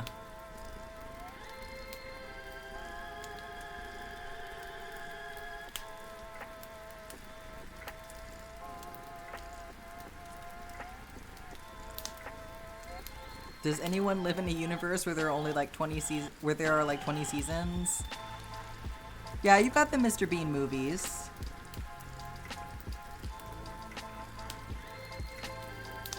You feel like you're getting scolded by a teacher. What do you mean? Oh, by Mambo. I mean, you kind of are getting scolded by a teacher. Yeah, the question is, are you experiencing the executive dysfunction? Is that the reason for the circle walking, or are you just enjoying walking in circles?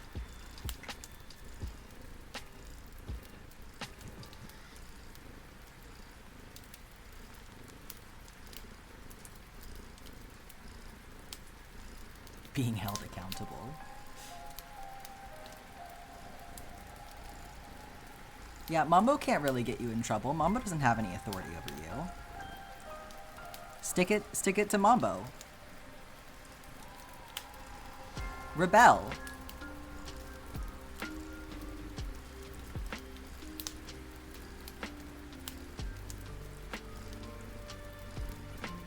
Executive dysfunction plus hyperactive. Well, it's good to get the zoomies out. I will say that.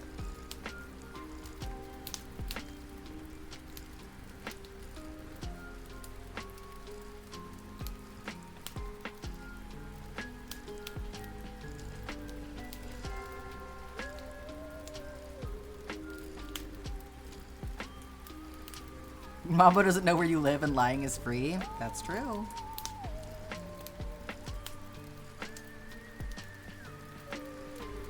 Crochet while walking? Well, Alessian just started crocheting like yesterday, so that's probably not a very good way to get them to actually want to continue doing it. From my experience, I think crocheting while walking is hard as fuck. I don't know if anybody else has that opinion.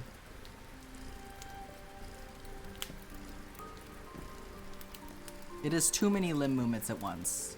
That's why I said attempt. Like, we want Alessia to still want to crochet at the end of the day, right?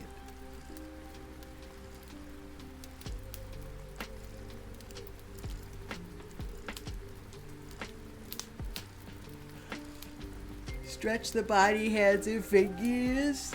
Yes. And hydrate. Let's all do it right now. Oh my gosh. I'm doing it. You put your yarn in your pocket. Mm-hmm. You gotta drive.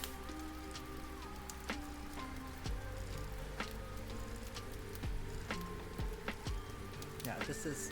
You guys want some stretch demonstrations? Let me see, let me get on... This one feels pretty good. You love walking and crocheting? I mean, more power to you. That's a talent right there.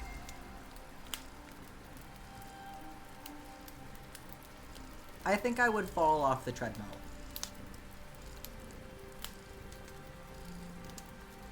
You're off to get mozzarella sticks at Chili's. Enjoy them so much, Shy.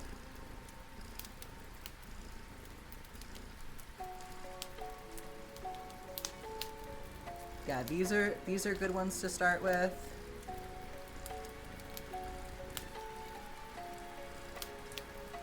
This one is a classic. You're too hypermobile for that first stretch. Yeah, watch your joints, everyone. Straight arms is better. That looks fucking crazy from this angle. Holy shit. This is a stretch. If you didn't know, piano fingers. Let's see, what other ones do I know? You can do each individual finger. Again, unless you're hypermobile. I think for this one you want to do like this or something.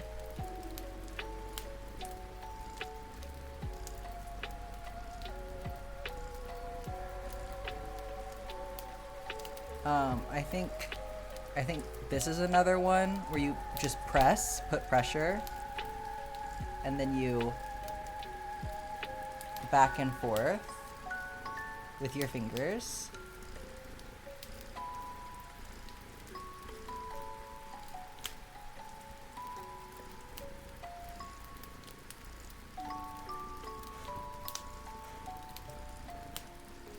And you know, obviously make sure that you're taking time to stretch your elbows and your shoulders as well. I think that if you do anything with weights, lat pull downs are really good, because I get knots all up in my shoulder blades really, really bad, and I find that that's like the best thing to do for them.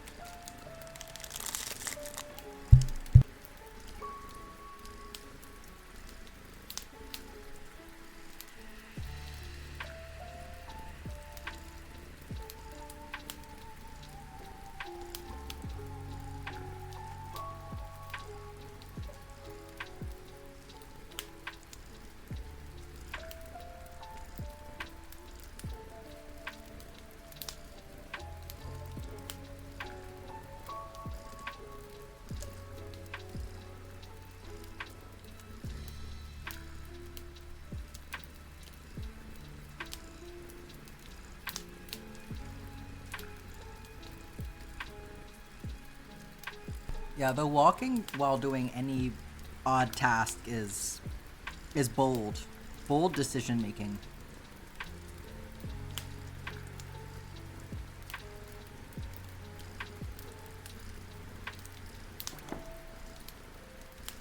You don't have homework and you haven't for years. Does anybody else who's been out of school for a long time still have like nightmares about having to do homework? Because I fucking do. Trauma. School traumatized me.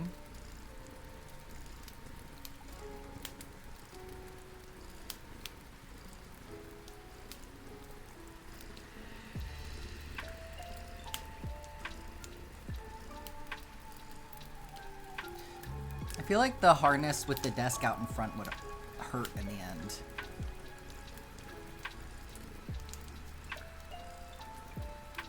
I think it depends on like what kind of homework are you trying to do. Like, can you could you utilize like text to speech or something instead?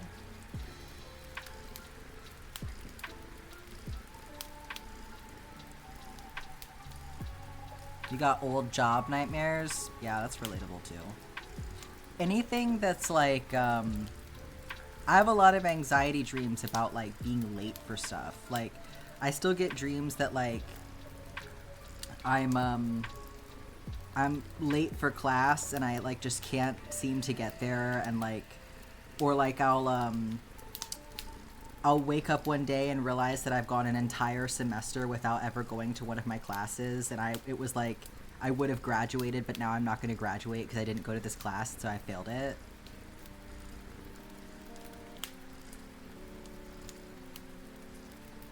Sometimes the setting blends together into a special hellscape. Yeah, relatable.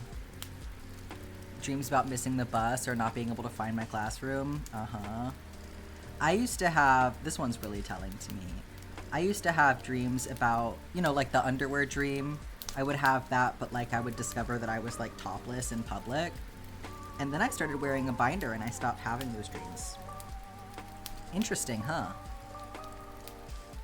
I used to have that dream all the time. All the time.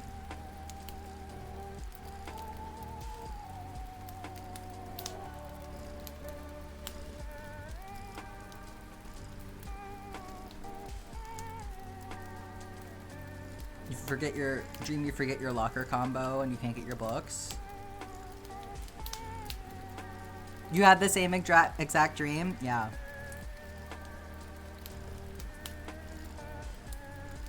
It's that subconscious trying to tell us something.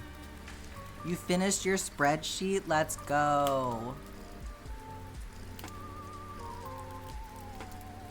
Well, let's see. So, you... What was your goal here? You said finished at least 2, so let's do finish at least 1 now. We can update that if you want, if that's what you want.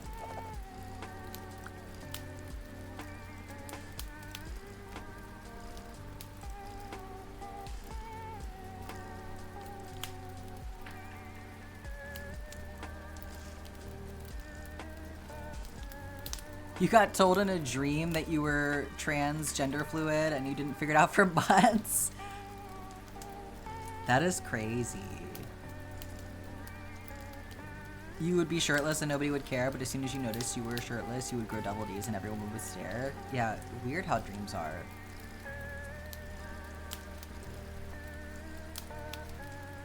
Your underwear dreams, is that you're wearing something that shows your unshaved legs? Do not have that anxiety, let me tell you. Unshaved legs is freedom. I hated shaving.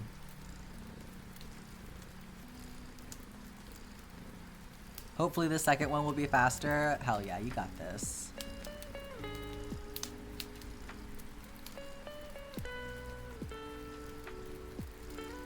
Ooh, naked dreams where you're working with children. Yeah, that's not fun.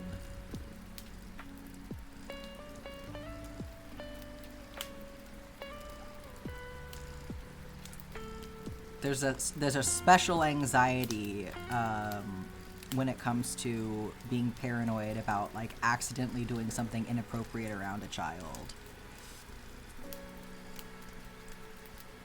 Feels like one of those places where it's like autism and OCD overlap, you know? Those intrusive thought moments. Hate that shit.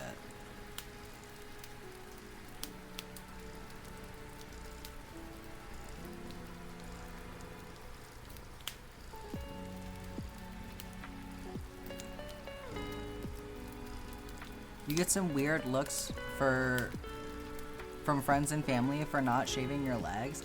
That's weird. I think that's what deserves a weird look, because like, why the fuck do you care? Your unshaved legs make your mother upset, which just makes you happier not to shave? Hell yeah. You've dreamed about dead naming your sister. You don't even live in the same city. I think Jess had a dream about that. I think I'm remembering that correctly, and was like, what the fuck in the dream or something.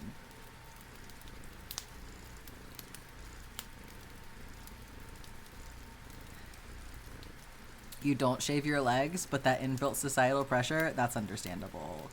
It's like things that we shouldn't have to feel anxious about, but they still get to you. You need to finally get around to making your Twitch and Discord usernames the same. Yeah, understandable. You'll be right back. Armpits more than legs bother them. Shaving armpits is so awful. Like, I remember when I used to do that, how fucking itchy it was whenever it would start to grow back.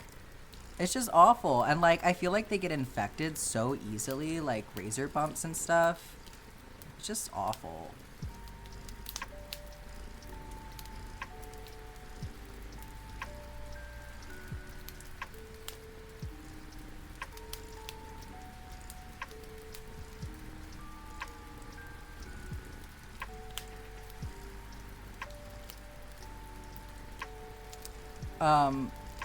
You've heard first thought is uncontrollable, but second thought is your true opinion.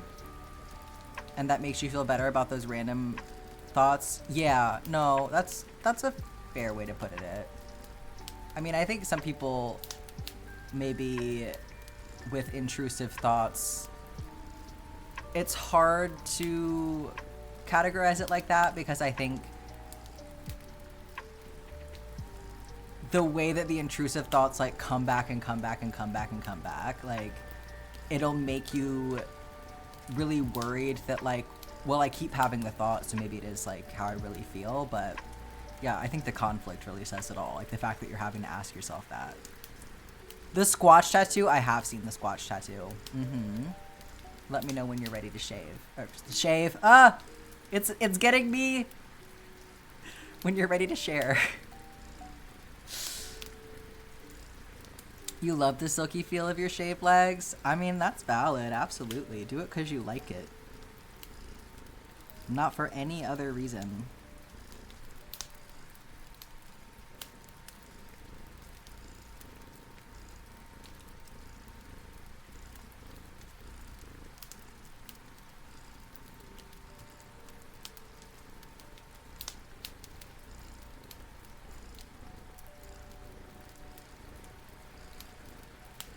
I think that that's like most things. People should be doing it because they like it, not because there's a gender norm expectation for them to do it. Or not do it, as the case may be. It's a sensory thing? Yeah, absolutely.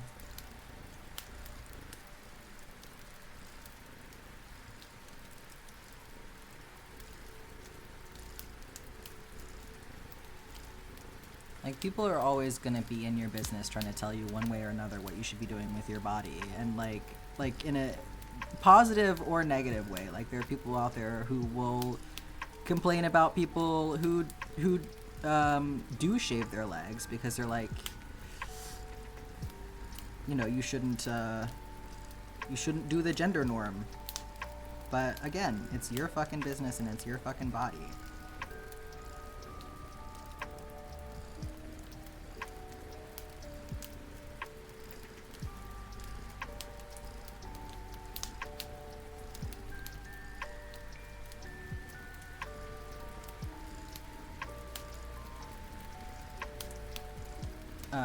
You shave them when you're about to go get your toenails done.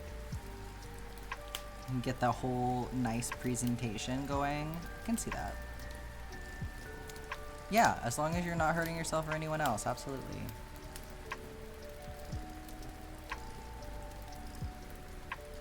As with most things.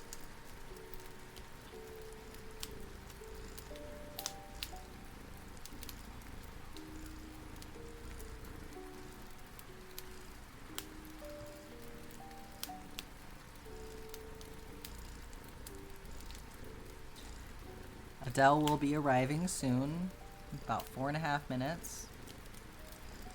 You've been warned.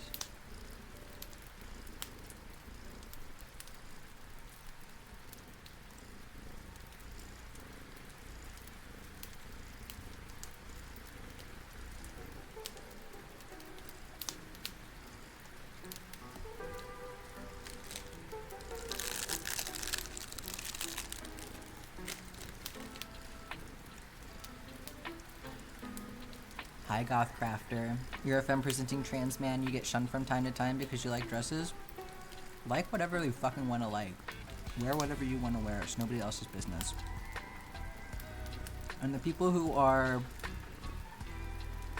you know, anxious about you somehow undermining the idea of your own gender by dressing however you want to dress, that's their issue. That's their shit to deal with. I think that's really fun. Like, for me, I'm non-binary, but, you know, I do align with trans masculinity a lot because I am on testosterone. So, you know, I've kind of been waiting to see what my experience would be like as I'm transitioning. Like, the longer I go, I'm like, are my feelings about certain things going to change? Am I going to start feeling more like a trans man? You know, I've been open to seeing how that evolution might happen, but honestly, I'm just feeling more and more non-binary and more secure in what I've figured out was my identity, and I'm looking forward to going back to playing around more with more feminine fashion, because let's be honest, it's just more fun and it's often more comfortable. So yeah, respect for you, and I'm sorry that you're having to deal with other people's bullshit, because that's dumb.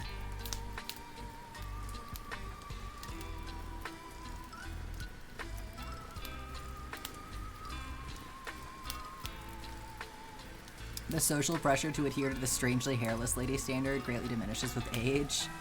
Yeah, you run out of fucks to give, absolutely. I think it helps when you're like an older adult and you feel more like in control of your own life to make those decisions.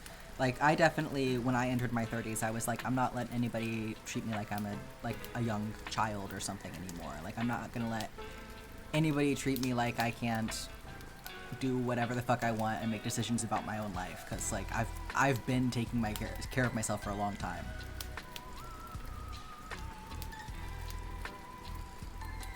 Why do people care so much about what other people are wearing?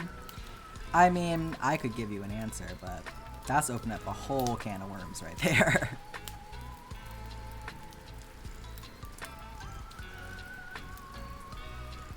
Jackolution? It is indeed. It is my Jackolution.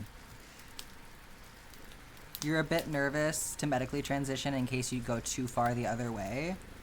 Well, I will say this. I mean, it's different for everyone, but, like,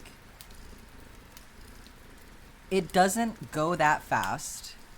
Ad break's gonna start in about 1 minute, so I may have to pause this in the middle here. But it doesn't go that fast. There are different options. So if you go, I'm assuming you're looking at testosterone. I don't totally remember one way or another, but with testosterone, gel is an option, and generally if you're on gel, things go slower. But also, like, you don't have to go full dose. Like, my doctor started me off on a lower dose of testosterone, and then we worked our way up to make sure that it wasn't going to cause any medical complications.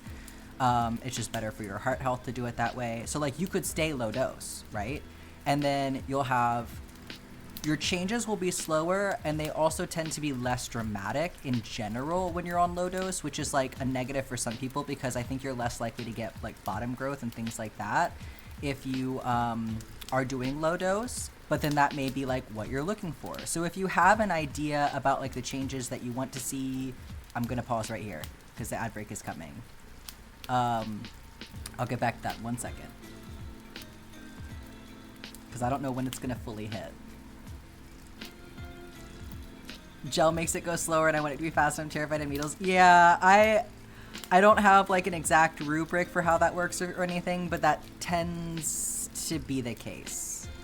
But I will also say that, like, I feel like needles are less of a big deal for me now, now that I've started.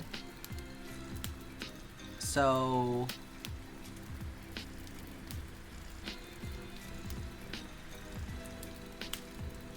I feel like I've definitely gotten over that.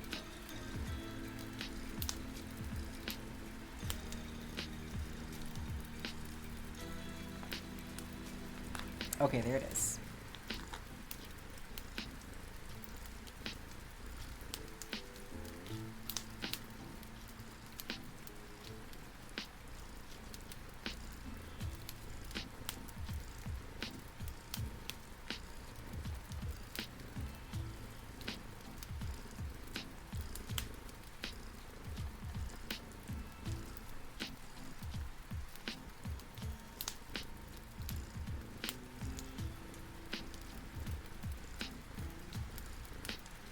Enjoy your Lurkikita.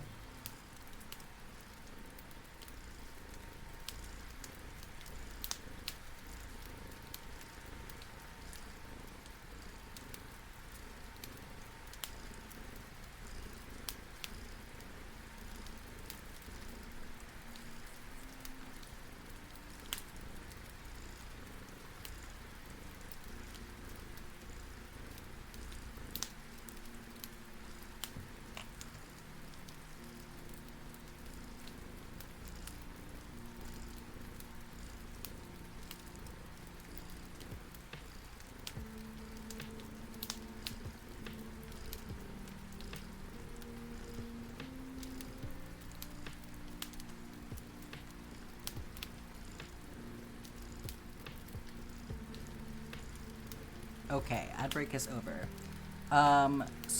Okay, we're getting into some questions here. 1 second. So, as far as I'm aware, gel makes it go slower. I believe that you can apply more to get a higher dose, but because gel is applied to the skin, it does not absorb as efficiently into the body. I believe that there is more that's wasted. So, it's definitely something to talk to your doctor about, but also, you know, you can get help with injections. Like I've given help to friends of mine. I've done their shots for them. So it's one of those things that I would say is at least worth a try. But you know, there are other options if you can't do it, and I do believe I've heard tell about possible oral options being worked on, but I don't know that they're really widely available or available at all. I don't know too much about that, but yeah, needles I would say are the best option if you want to really get in there and go for it, but gel is definitely still a good option. It can be totally normalized. I would agree with that. Like, I fully appreciate that for some people you're never going to get over it. That's okay too. Like, you know, take care of your body first, but like, I think it's worth it to try and give yourself a chance to adjust. And yes, auto injectors exist. So is it just straight up testosterone that is the injection, or is it with something else? So there are different formulas, but basically what I take is called testosterone cypionate. And it is testosterone that is inside of, I believe it's called an emulsifier. So basically, if you just injected testosterone straight into your body would just immediately use all of that testosterone. So the testosterone is inside of another material that has a half-life of the cypionate has a half-life of about 8 days. So basically you inject the testosterone into your muscle, and then the emulsifier helps it release slowly throughout those 8 days so that you have stable levels of testosterone. Versus the gel, which you apply daily, I'm not sure about like how the gel works exactly, but that's why I believe you apply it every single day versus the injections that you do once a week, because the injections have something to enable that slow release versus the gel being absorbed through the skin. It's a little bit more straightforward, and that's why it doesn't last as long. Is it made or taken from somewhere or someone? It wouldn't be taken from someone. You know, obviously this is all medical grade. I don't know exactly how testosterone is processed in the lab. I'm not a chemist, but you know, it's like any medicine, you know. I don't think it really hurts. It can. It's a needle, right? Like sometimes shots hurt. But it's such a small amount, you know, and it's so brief. You do have to go a little bit slower with testosterone because it is an oil-based solution. So it's not like other shots where you can just inject it super quickly. It goes a little bit slower. So it probably takes about 10 seconds for me to actually fully depress the plunger once the needle is in. But again, it's really brief. I've had times where it's a little bit uncomfortable, and I've had times where I literally didn't feel anything. Sometimes it is a little bit sore is maybe a strong word for it, but there is some sensation underneath the skin sometimes. It kind of feels like a mild bruise sometimes after the injection has gone in. But generally it's like nothing that I even spare a second thought for. Does it make you sick or numb or anything? Like for me, that has not been my experience at all. Generally, if you're gonna run into issues like that, it's because your dosage is too high. And so obviously, as with any medication, if your dosage is too high, that can lead to other complications. So the main thing with testosterone, and this is true for cis men as well, is that if your testosterone levels are too high, it can lead to issues with your blood thickening, which can lead to cardiac problems. So the whole point of you know, getting your blood taken regularly, which is something that goes along with HRT. When your doctor is giving you HRT, you also do routine blood work, and so they are checking your platelet levels to make sure that you're not experiencing any complications from that, any cardiac issues or anything like that. So it's something that your doctor is routinely checking on that makes it very safe. And even if you don't have a regular doctor, you can also pay for your own blood work if you know what you need to get. I do have resources for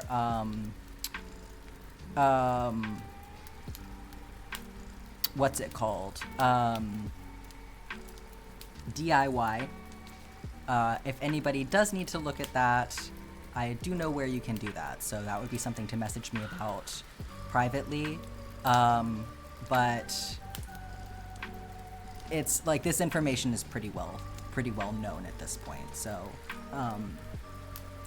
HRT, which is hormone replacement therapy, is something that has actually been around for quite a long time at this point.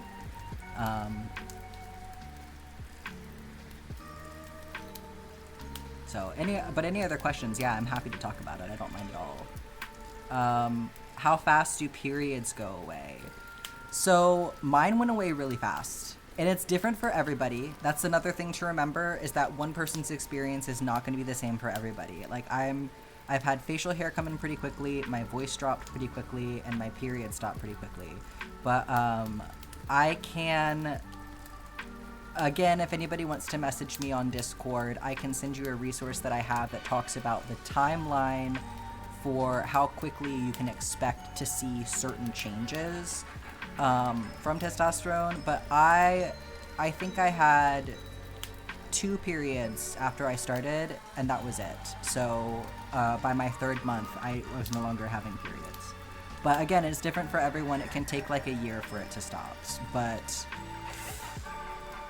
I think generally it's...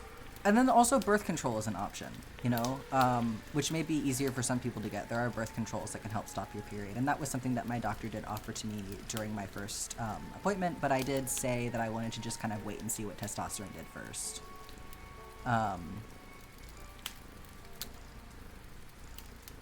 Yeah, once you get the technique down, you really hardly feel it. Oh, welcome back, Blue Morpho Butterfly. Congratulations on the name change. Yeah, no, I appreciate you asking, Ezzy.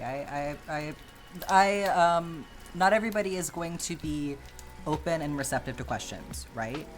Just like with anything, not every trans person wants to be responsible for educating other people, and that's okay. So it's good to know where people stand before you go and asking questions like that. But for me, because of like my platform and stuff, I am very pointed about making my identity as a trans person part of my content. A big part of that is because I don't want anybody coming in here who's uncomfortable with trans people getting to enjoy my work. I don't think that anybody should be enabled to do that. If you don't like trans people, then you don't get to look at the projects that I make and forget about our existence. That's just not going to happen.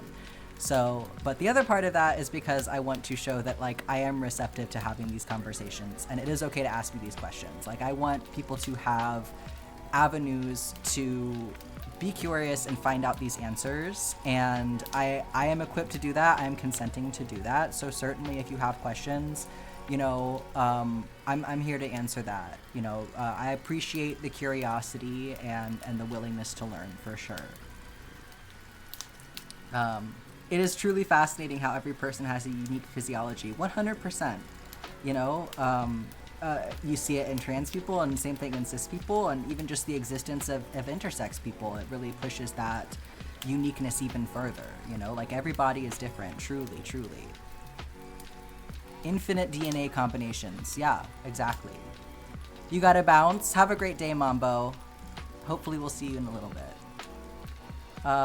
Do shorter periods go away faster? I have no idea. I wouldn't know how to... Like, I don't think it's necessarily measurable. I think it's more about, like, your body, rather than, like, what the metrics of your menstruation are. The vibes today are assertive and not dealing with bullshit. Hell yeah. Honestly, that's my vibe every day. Bodies are super weird. Look, I'm answering important questions.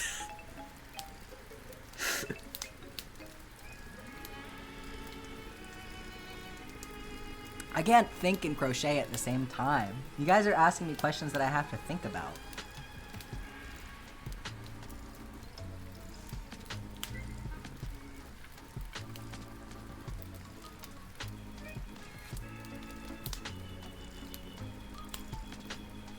One second, y'all.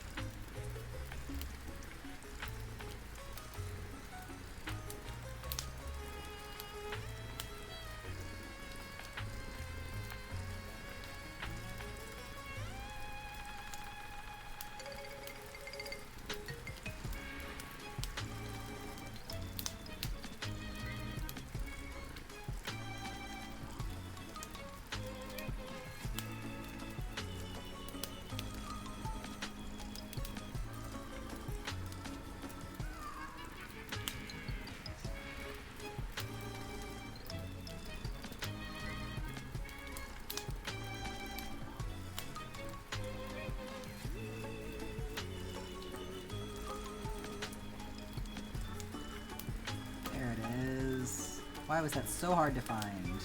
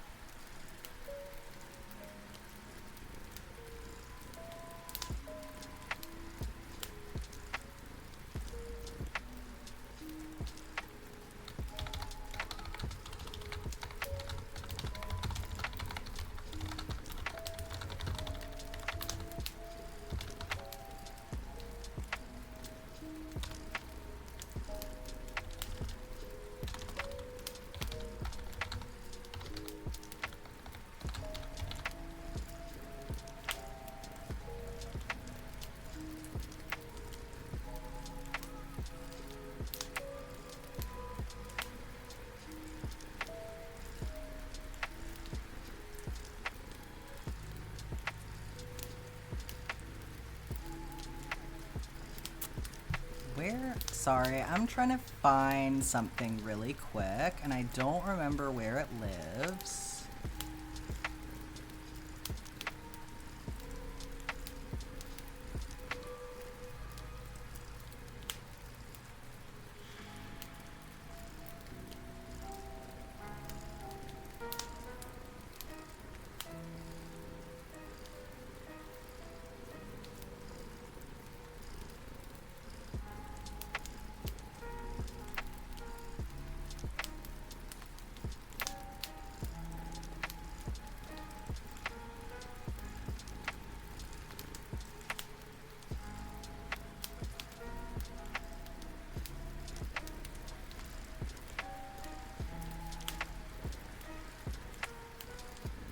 Yeah, no problem, Lashes. I'm like, how do I...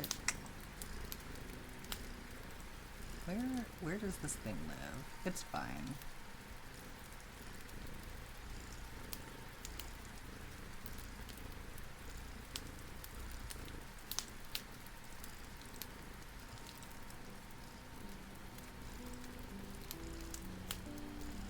Okay.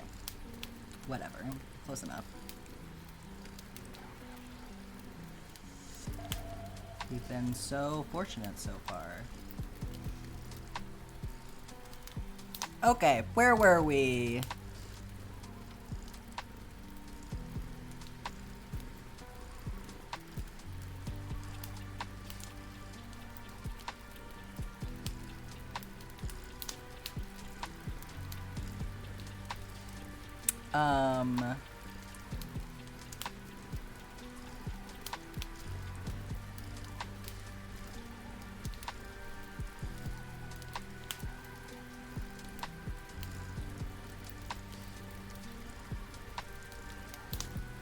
Yeah, definitely if you want to post some research, Lashes, that's great. I'm sorry you're having issues, Tabby Cat. Oh no, your kid is sneezing. That was me yesterday. I was having crazy allergies.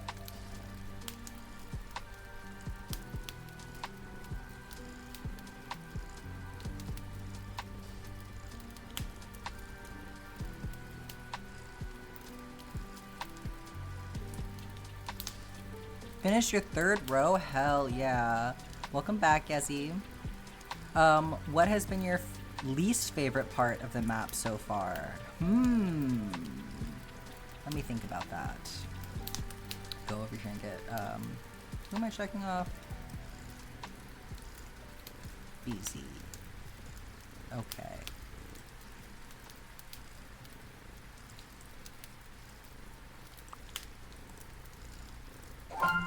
Alright. Easy's all checked off. Least favorite part of the map.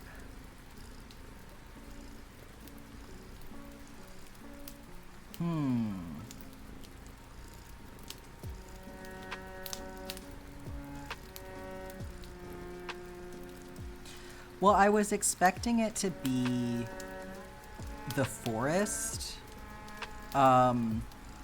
over on the left-hand side, but I have actually ended up really enjoying it, so I don't know that I have a least favorite part. Probably the first couple of rows. That was, yeah, no, definitely. The first couple of rows, even though they were very easy with not hardly any color changes, it's just very annoying. First couple of rows are always very annoying. Lots of twisting, there's just nothing to grab onto, so I feel like as a project this has been pretty consistent, you know, even though some areas are going to have more color changes than others. I'm kind of prepared at this point to change colors every single stitch if I have to, and some areas that's what happens, and other areas it doesn't, and so to me it all is kind of the same, but except for the first couple of rows. I would say that's the one part that feels different.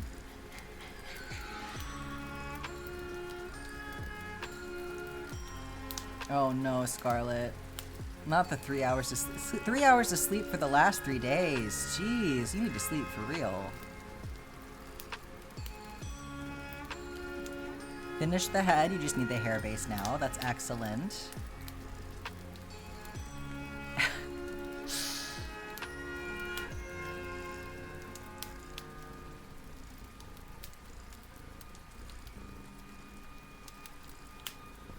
Blueberry syrup, hell yeah. Oh, you had to be at the hospital with a friend. I'm sorry to hear that, Scarlet. That's awful. I hope they're doing okay.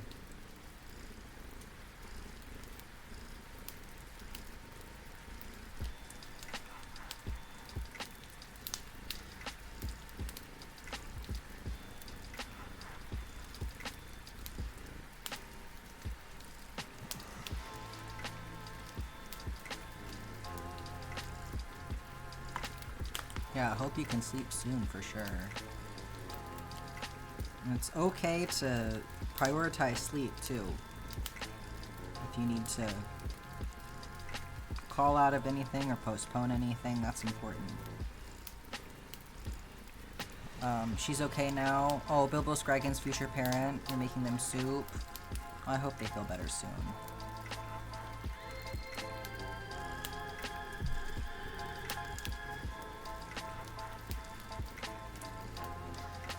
Your AirPod has been in your ear for so long, it's getting tickly.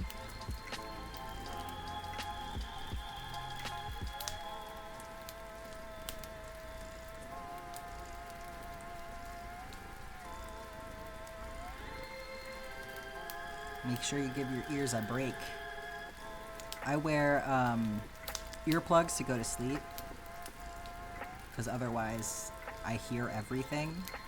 And it's important to make sure you clean your ears if you are putting things in them a lot.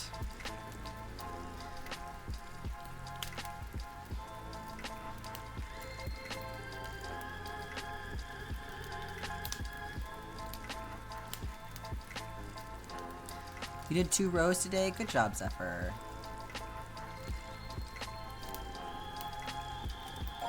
Got you all checked off.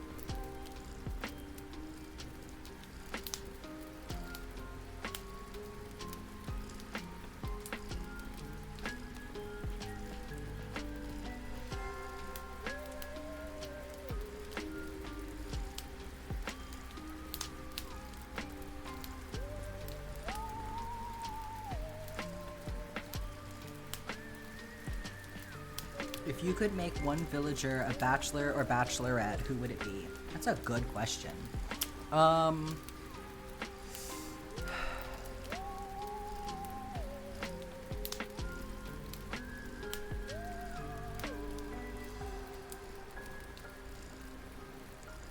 I think that... Oh, Robin. Yes, everybody's choice Robin for sure. I think that the wizard could be fun, but I think rather than the wizard, I would go with... I feel so bad because I'm not remembering his name now. Yeah, I want to hear everybody's answer anyway. God, what is his name? The guy that runs the museum. I'm really bad with people's names.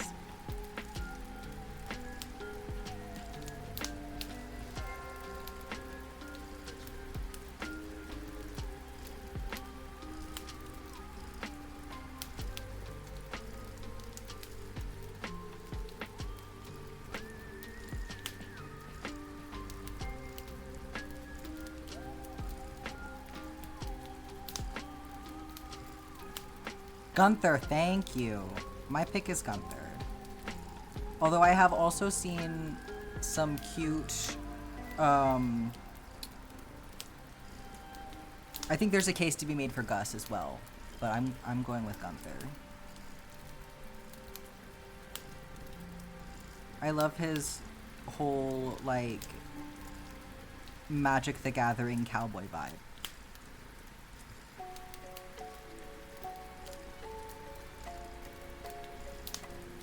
Like, in another life, that man owns a card shop, and you cannot convince me otherwise. Gus is a good choice. Yeah, you'd be so well fed, right? The Witch, excellent choice. A Pam romance option. I'm gonna, if Jess was here, Jess would be saying Pam because of the Hot Pam mod.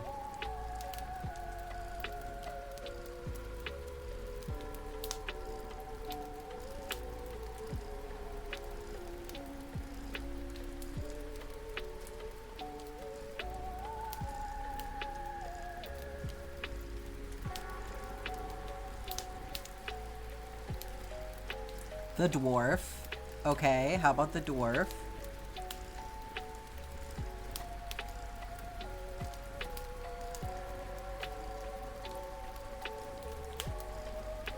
Can you change your goal to finishing the body? Yeah, absolutely.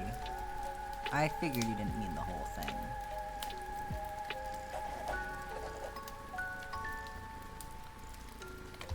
The body of.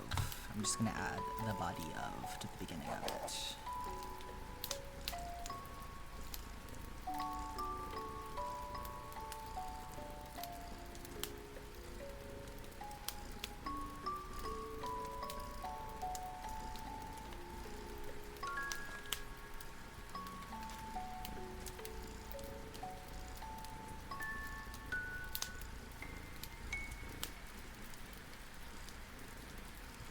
You'd like it if the dwarf was another platonic partner? For sure. I think it would be nice to let the monster fuckers have something, and let us have like a monster marriageable option. Let's have some like humans as platonic partners, right? Let's have some queerness in the game.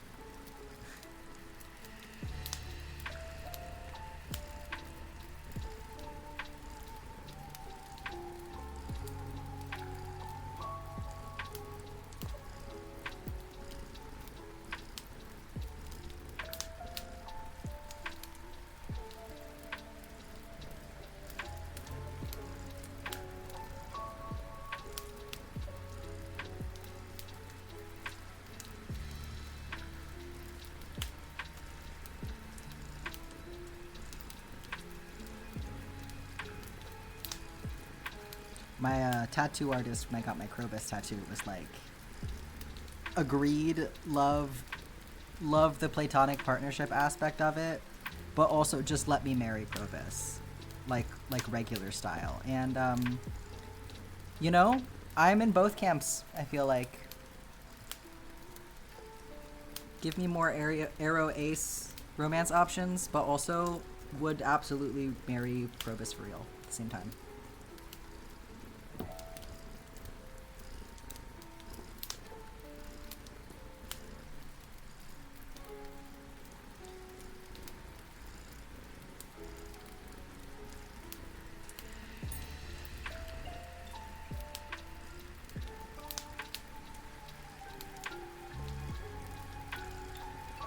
Those marriage benefits might lure them in.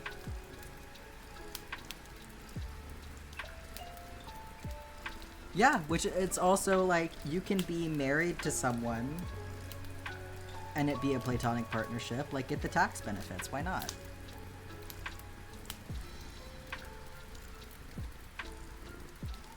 Marriage is not the deciding factor in what your romantic involvement with someone looks like. That's just for the government.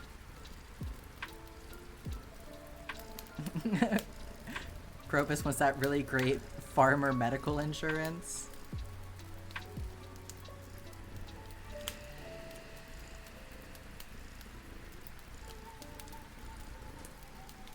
Adele is here.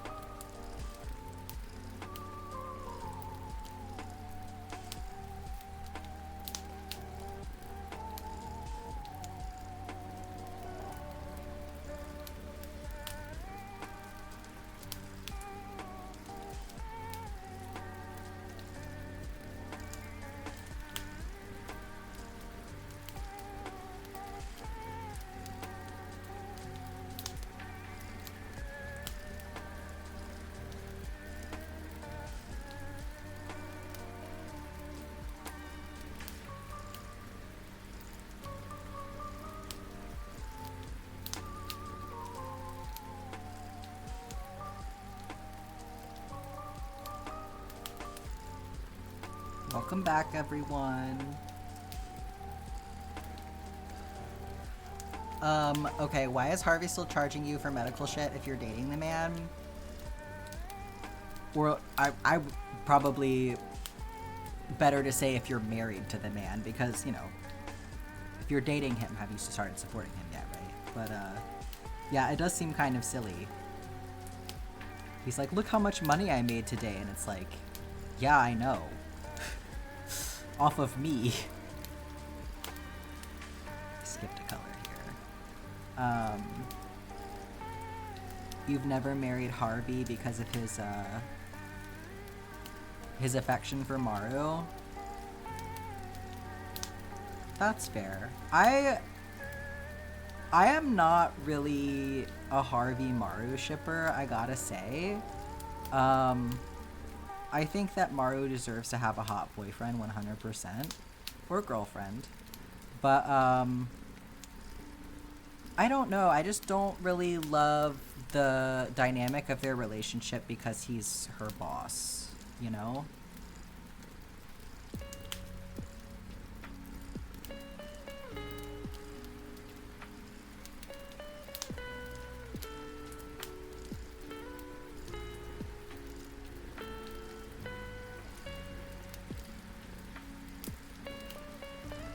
You find him boring and rude for charging his spouse money. Yeah, I don't love the Maru worship either. Yeah. Oh. You haven't romanced him because you don't like the way he's affectionate towards Maru. That makes sense. Yeah, I feel like I see the potential in Harvey. But I feel like I would like to see more from his character at the same time. I really like, there's this one person that I'm following on Instagram who has, who makes comics of like Harvey and their OC Donnie, and they're very cute. I like that. I actually had a save at one point that I was playing with friends, and in that save I was intending to marry Harvey because I was like, I'm gonna branch out from just always marrying Sebastian, right? And so I had gotten so far in the relationship with Harvey, but then my game glitched and I couldn't trigger the final cutscene with him and the one in the hot air balloon, and I ended up having to break up with him because our relationship was glitched. But and it made me very, very sad because the way that his feelings get hurt it made me very sad. But then I ended up having Krobus come live with me, and so I would say it all worked out for the better. I just interpreted it as my character realizing that they were Arrow Ace.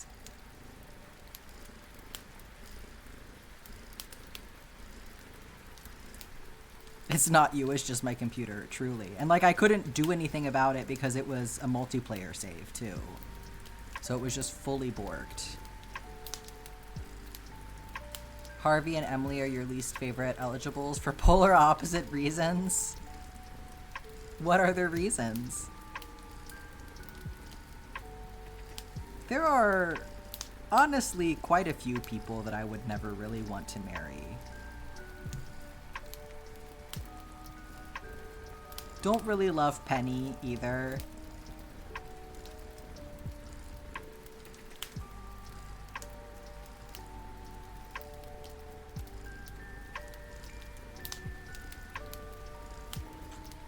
Harvey is boring and Emily is so wild.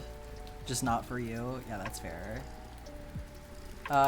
You got a glitch married to Sebastian. Every night he would have his angry dialogue. And you couldn't divorce him? That's awful. Stretch time again and hydrating? Hell yeah. Who needs Nightbot? We've got Yezi in here to remind us.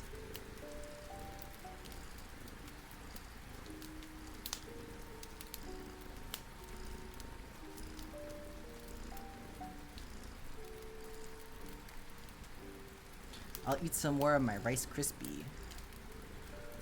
How far do you still have to go on this row? How long do I think I'll be streaming? Yeah, don't say I'm talking too much, because I'll just talk more anyway, despite you, so it's counterintuitive. I am over halfway done, but only by a little bit. So probably we're going to be close to the 4-hour mark today. Maybe a little over.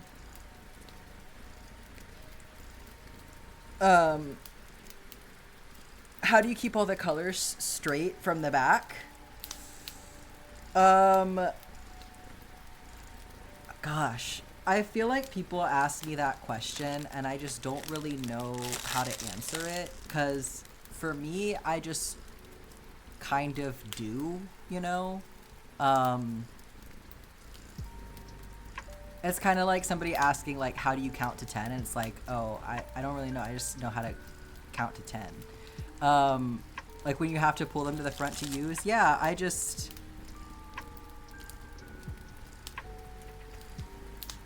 know that they're there, I guess. Sorry, I'm not trying to be, like, flippant or anything. I just don't really know how to explain it. 'Cause it's not... I just am kind of remembering. Like, I don't really have a system, you know? Or are you talking about how do I keep them from not getting tangled up when you say how do I keep them straight?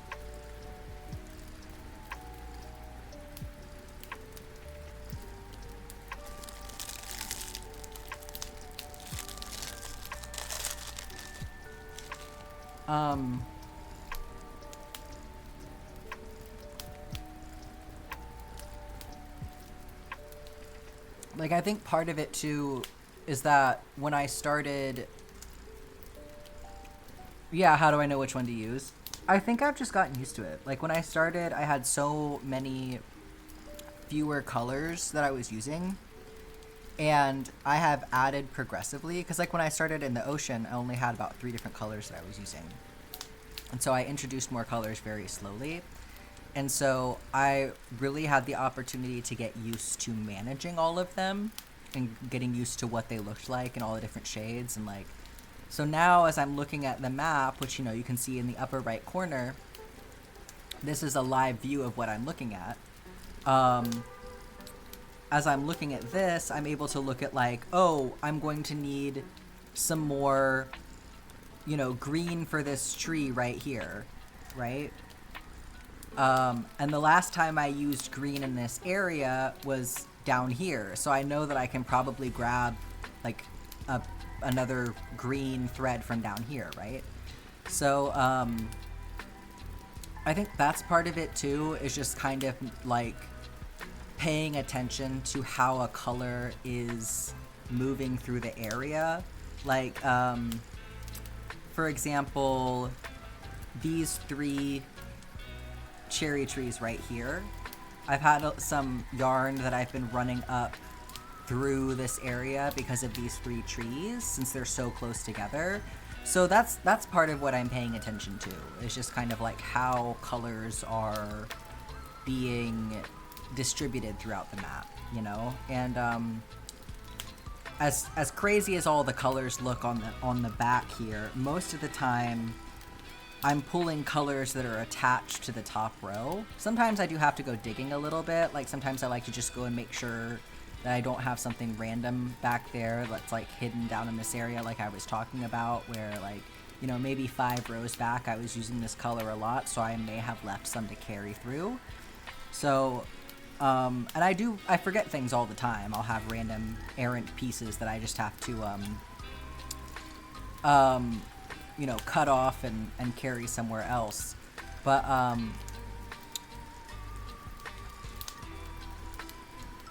someone out there is talking about me right now. That's really funny. Somebody gave me a shout out a couple minutes ago.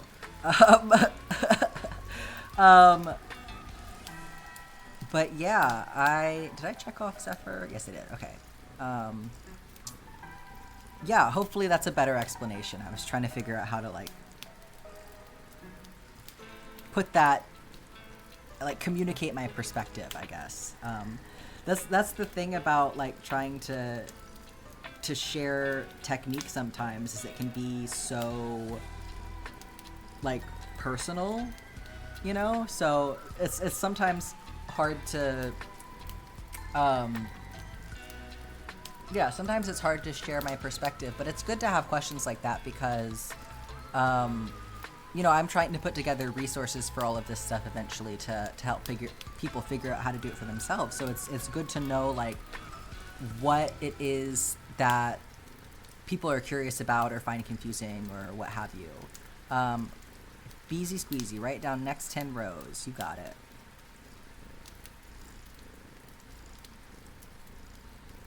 Okay.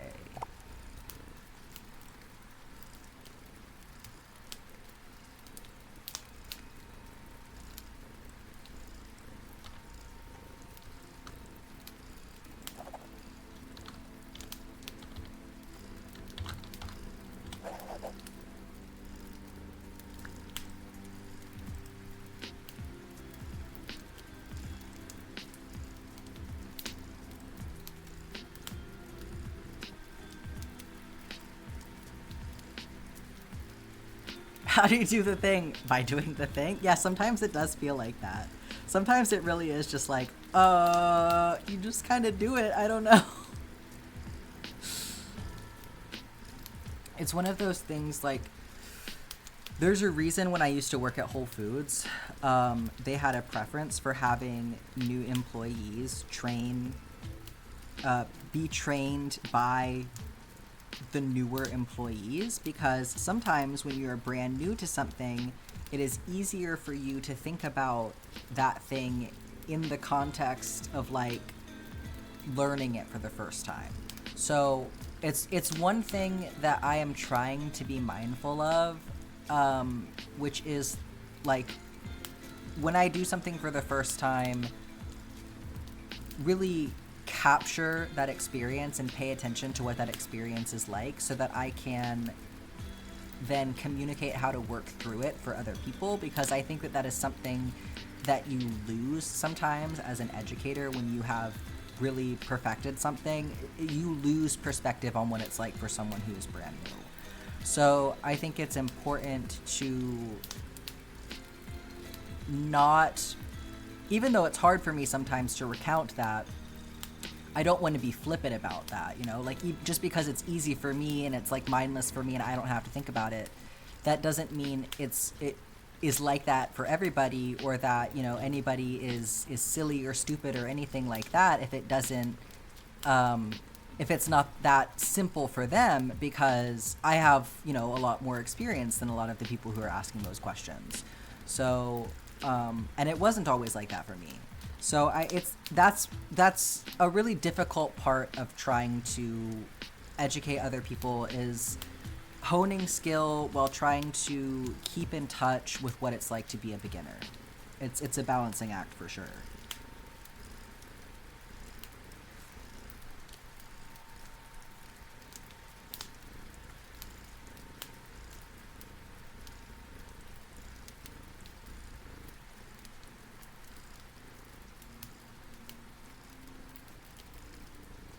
Is this considered mosaic crochet? No, actually. Mosaic crochet is a different technique. So I am turning my work, and in mosaic crochet, well, I guess you turn your work in mosaic crochet, but no. I don't actually really know. I haven't done mosaic crochet before, but I know it's different. Do you turn it or not? I know you do like 2 layers of color. But yeah, it is a different technique. You don't turn it. No. Okay, that's what I thought. You cut it with every row. So what I am doing is just like standard crochet with lots of color changes. So that's... I feel like tapestry crochet encompasses both mosaic crochet and what I am doing. Yeah, like a typewriter. That's a good way to put it. I think that intarsia is maybe a better word for it. But again, intarsia can also be... The baby is crying again. Millie, what is it? What?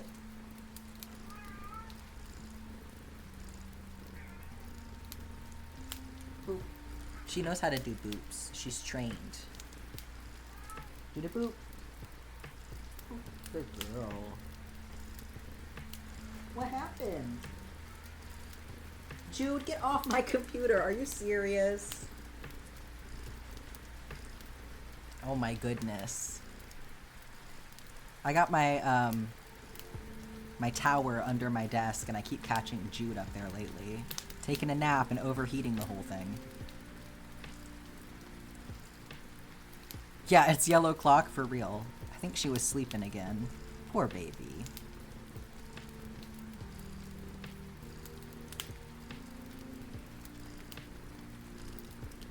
Why don't you come get in your bed under my desk?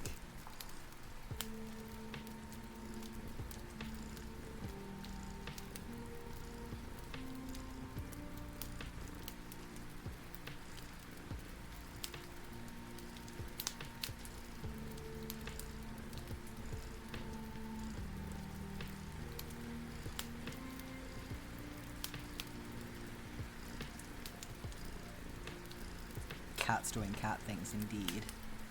Yellow clock.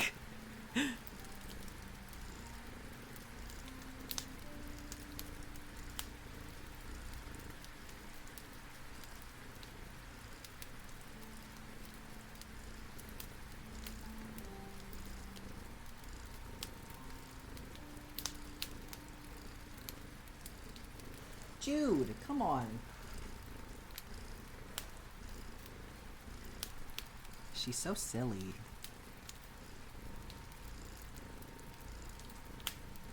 She knows I can't see her very well down there.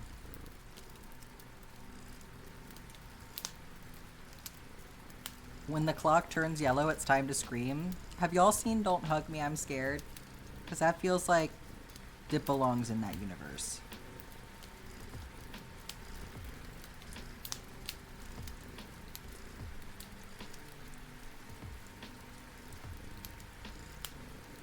Let's get creative, yes. I sing the creative song all the time.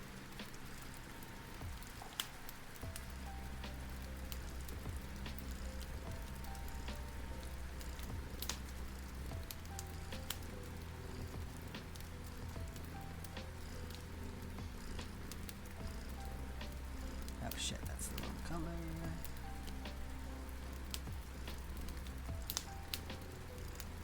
You showed your sister once and she told you you weren't allowed to pick shows anymore. You know, it's kind of a fair reaction.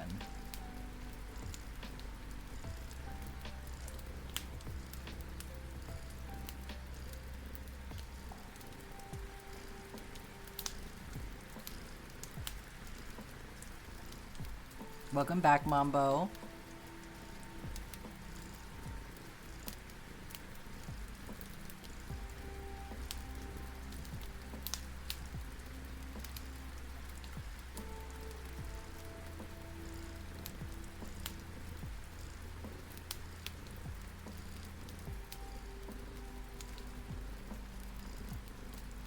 Hello, Crojo Jojo.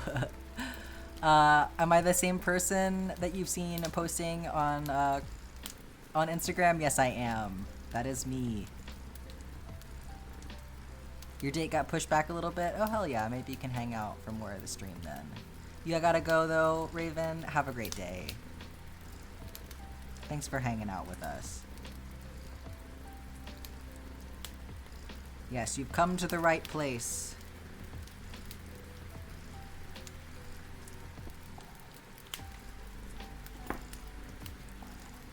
A crocheting Mojo Jojo. It's a good way to interpret that, indeed.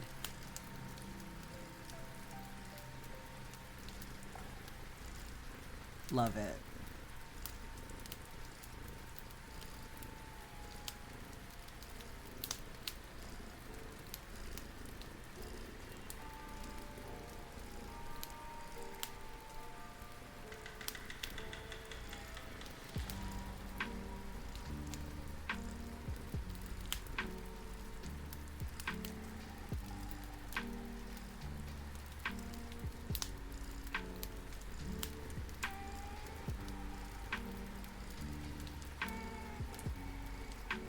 Also, Crojo means crochet mojo.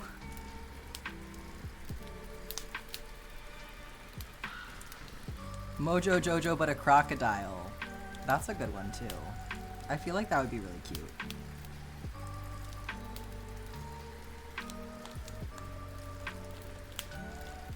When you lose your motivation to crochet, you have no Crojo. I like that.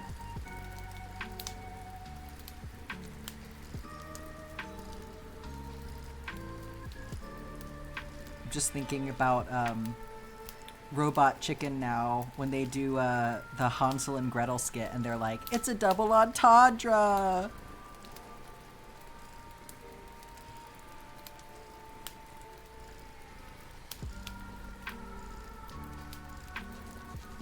How does the crocodile see what they're crocheting? Maybe it was the little, like, I don't think they're mynah birds. I think that's rhinos, but you know, the crocodiles have the little birds that sit on them a lot of the times. Maybe they're helping. Your sisters, you and your sisters call the lack of motivation notivation. That's a good one.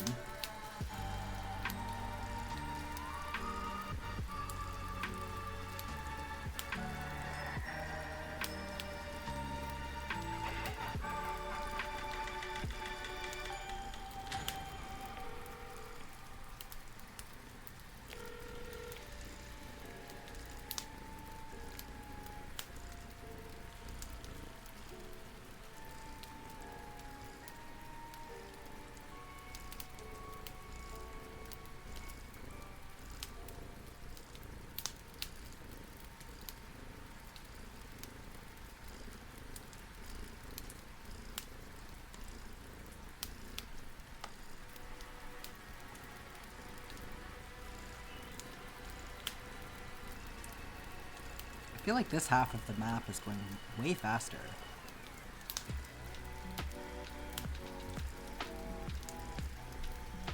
Maybe not. I really haven't got that far, so I don't know what I'm talking about, but... Maybe it's, I feel like when I get to the forest, I kind of have to, like, lock in a little bit, or I completely lose track of where I am, so maybe it's just that I'm anticipating that. And then obviously there's this area of wide open space that does make everything a lot faster, so... You gotta tap out? Hell yeah. Yes, please get some sleep, Scarlett.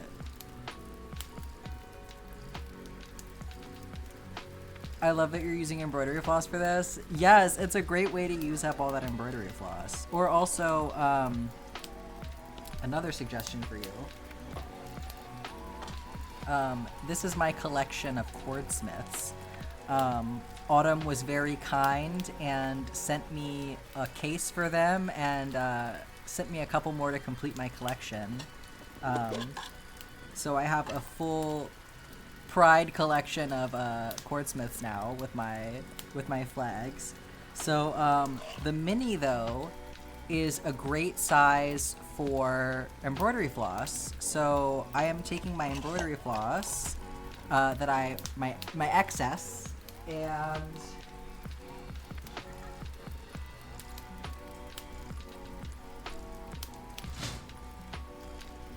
I had to go get it.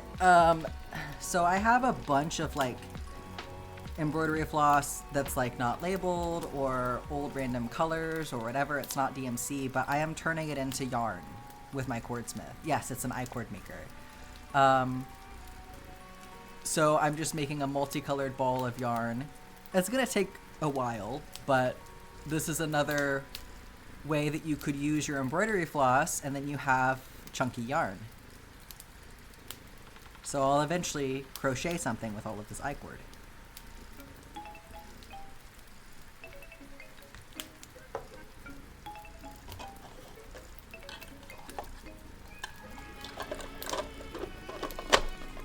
Yeah, that'll be so fun. I agree. I'll have to see how much I end up with, because that'll obviously, you know, be a determining factor in what I end up making. But I could always supplement with like a chunky black yarn or something too. But I don't know. I think there are definitely some cool options for what I could make with that.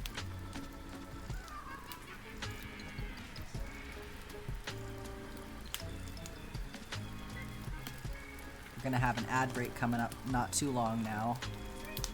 The medicine bottle being used to hold the ball of icord. I have so many, it's ridiculous. Like, they keep giving me my syringes from the pharmacy in these huge medicine bottles. And so I'm like, you can't do this to me, because I have a problem with like hoarding little jars and stuff. So now naturally I'm just keeping them all. And then it's like, so I have those, I have the ones from my anxiety meds, and then I have all of the bottles from my cat's meds, because she's got heart problems. So I don't know what to do with that, with all of them. You forgot how tiny the hook is while you were gone.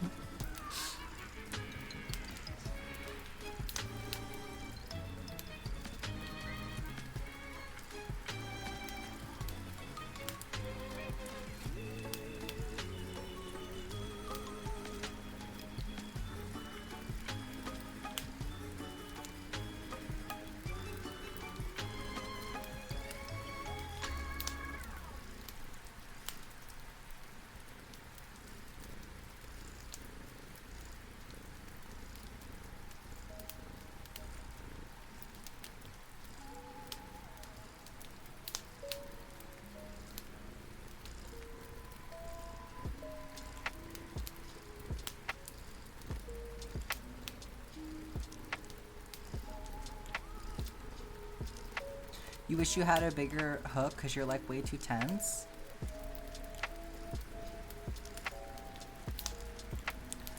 I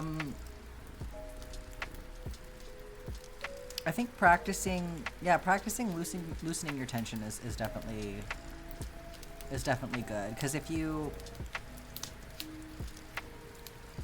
have a bigger hook, I mean, you're still gonna be working with that tight tension. So may still make things harder for yourself. Just really what you don't want to do is pull your stitches tight after you've made them. So I'll show you what I mean by that in just a minute here after this ad break is passed, but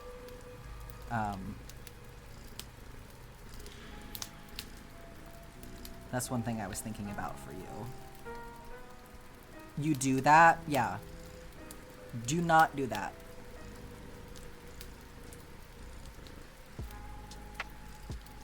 I'll get some regular yarn out and show you in just a second here. You're trying not to, but it's so hard. I feel like you have to, like, let go a little bit. Like, you don't want to overthink it, you know?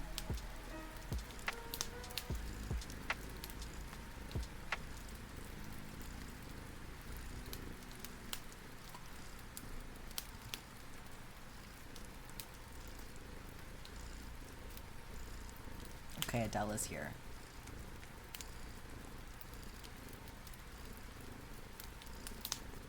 You have a collection of Mario candy tins that you use for your stitch markers.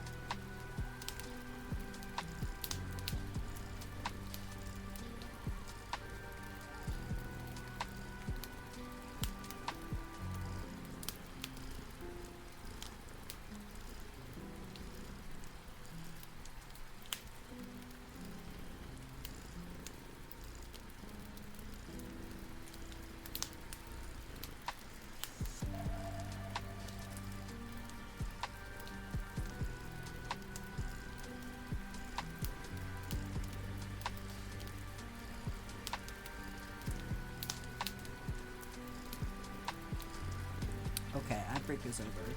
So you're using, I think, worsted weight yarn and a size 5 hook, right?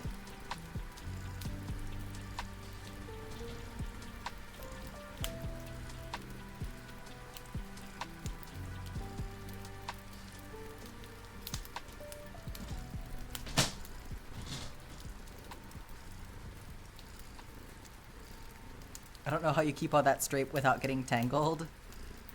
Yeah, the bobbins make it worse, actually. I periodically brush my fingers through it, and that's the biggest help.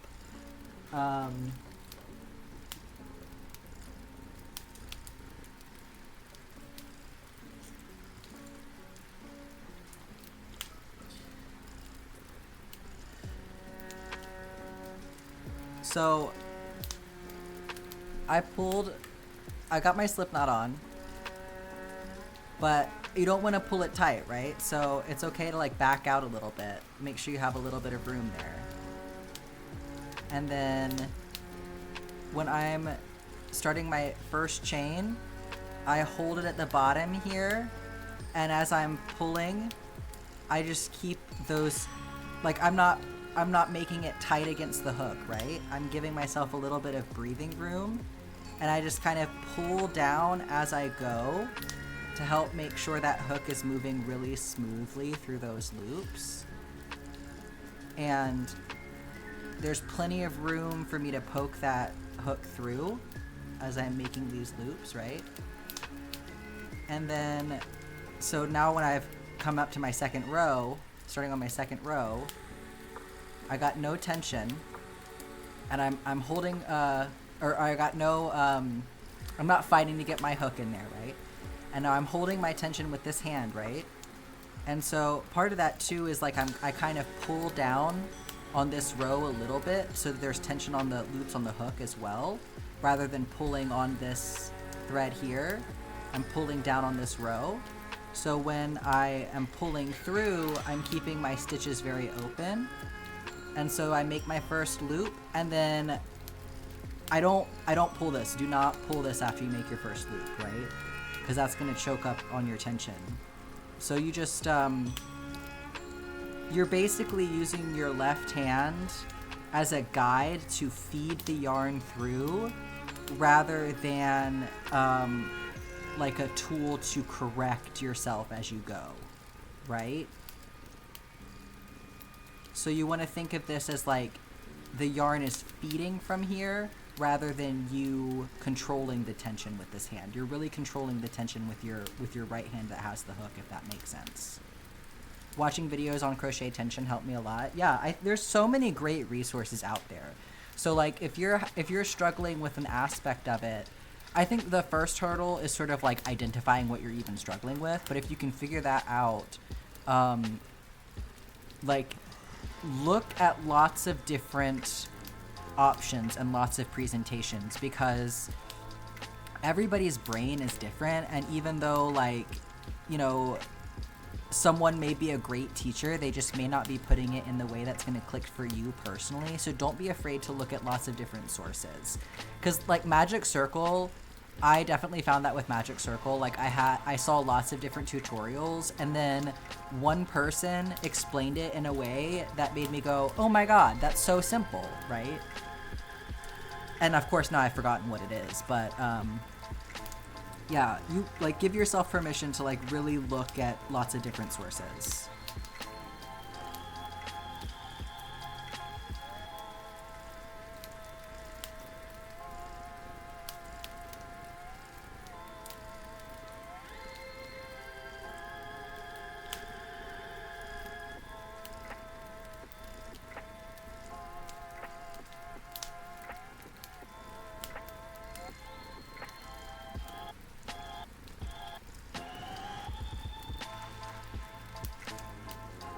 You still hate magic circles? Yeah, sometimes they are the best way to go, but also sometimes if you know what you're doing and you actually weave in your ends correctly, they're really not necessary, because you can just tighten up that initial chain space by weaving in your ends. And it's like really not... I really think that magic circles are not as necessary as people act like they are. You wish you had better in-person lessons? Yeah, that's understandable. I mean, maybe, like, check out, like, your library and stuff and see if there's any crafting circles around, like your local yarn store if you have one of those, because you may be able to meet up with some other people who do crochet in a setting like that. You don't get the hate for Magic Circle? I think that, like, it's one of those things that has been really over-explained, honestly. I think that people make it seem more complicated than it is, but that actually makes it harder to understand. So like what I really hate is when you get those Magic Circle tutorials that are like, okay, first you hold your hand like this, and then you wrap it around 3 times, and then you move your hand like this, and then you make a figure 8, and then you do da-da-da-da, and I'm like, when you're flipping your hand around like that, I don't understand what I'm looking at anymore.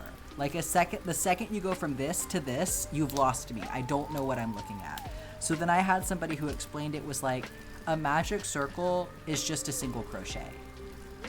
And as soon as you understand that a magic circle is just a single crochet that is supporting itself, I think that really changes your perspective on it. So like, there's a way that you can do it where all you do is hold it like this, and I think that you like, what is it that I do? You just like twist it like that, I think. Yeah, that's all you have to do is just like put it around your fingers like that, or something. I don't remember, but it's something really simple like that.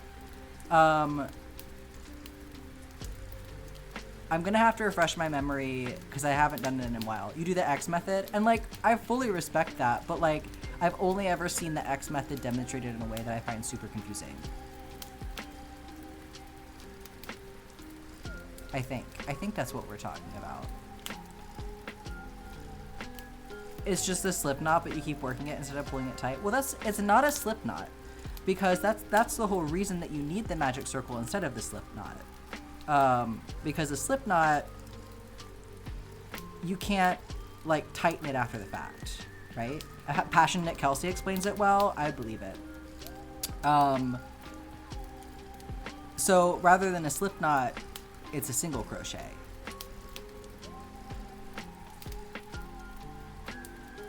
Because you already tightened it. Well,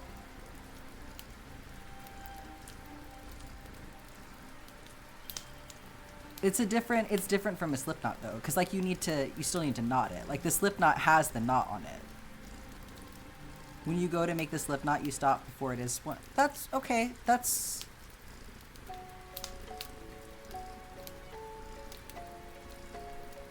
kinda, yeah, it kinda is. I mean, in the sense that like a slip knot is a loop and a magic crochet, or a magic circle is a loop, yeah.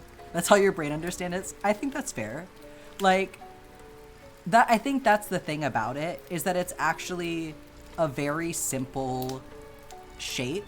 It's a very simple configuration of the yarn, but in order to achieve it, you have to like make sure that you're holding your tension correctly. Because otherwise it'll like fall apart. But yeah, like they're both just loops, but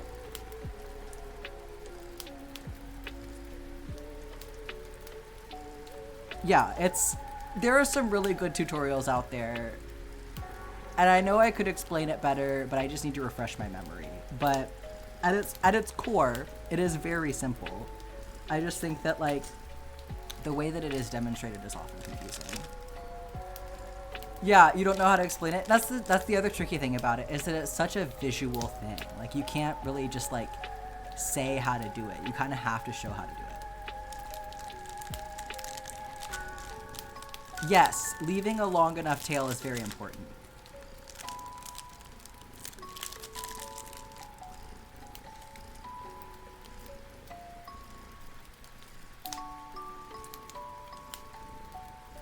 I think it's easier, for sure, if your tail is longer.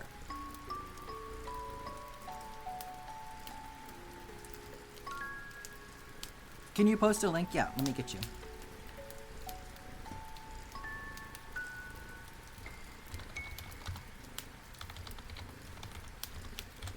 There you go.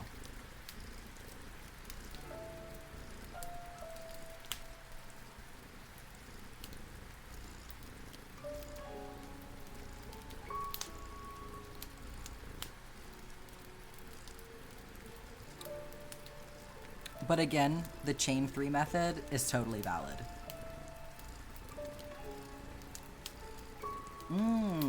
It's a Granny Square tutorial, but it explains your method. Let me see.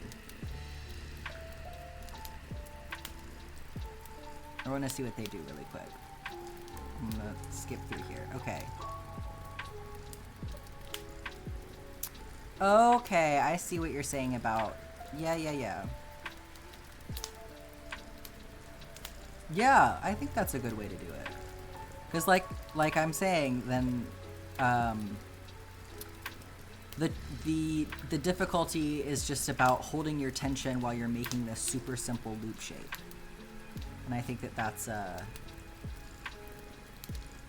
good way to do it. Yeah.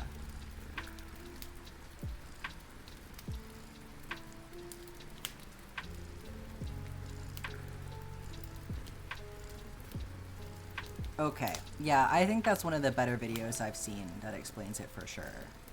Of course we can count on Kelsey.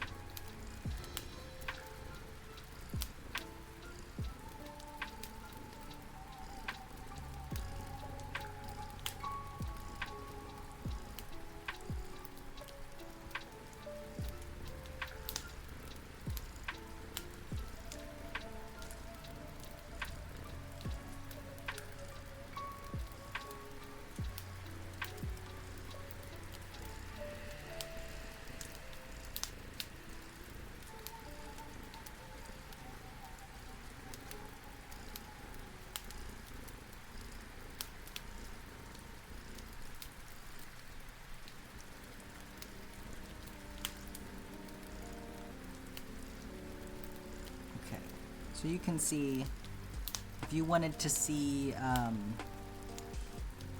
Crojo, I believe you were the one who just asked about how I keep it from getting tangled. I will show you now.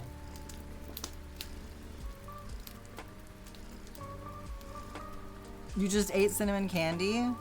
I mean, delicious. What kind of cinnamon candy?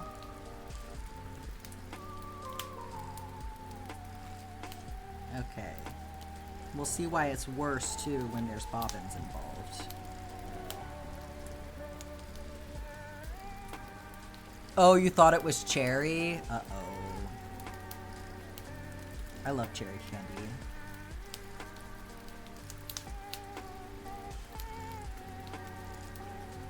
So first I get my bobbins wound, and I put them on the front so that they're out of my way.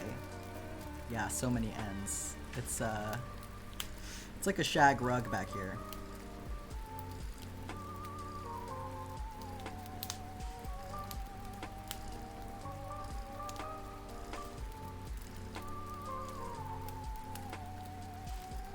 Spaghetti side. Yeah, tomorrow is spaghetti day, where plenty of opportunity to stare at this. So I don't keep very much of the floss on the bobbins because they tangle into one another really, really badly. These tabs on the sides, they get caught on each other, so it's actually a lot harder to disentangle them versus when it's all just these threads like this. Get this piece out of the way so I don't accidentally start unraveling here. I can just straight up comb through it with my fingers like this and comb out the tangles with my fingers.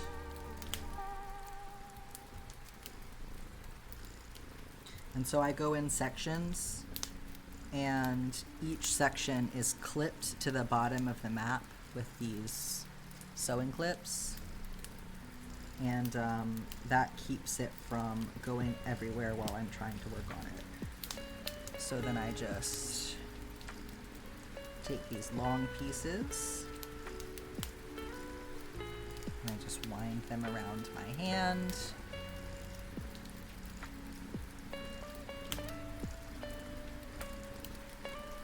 And then I take the whole thing and I clip it down here.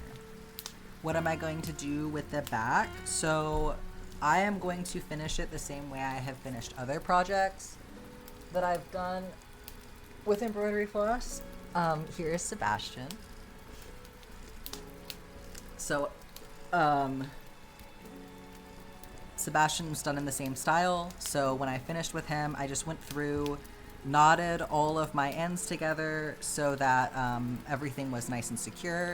And then I sandwiched a piece of backing board in between the crochet and a piece of felt. And then I just sewed it together. So that's holding the tension there, holding the stitches open. So I'll be doing the same thing that I did on Sebastian to the map.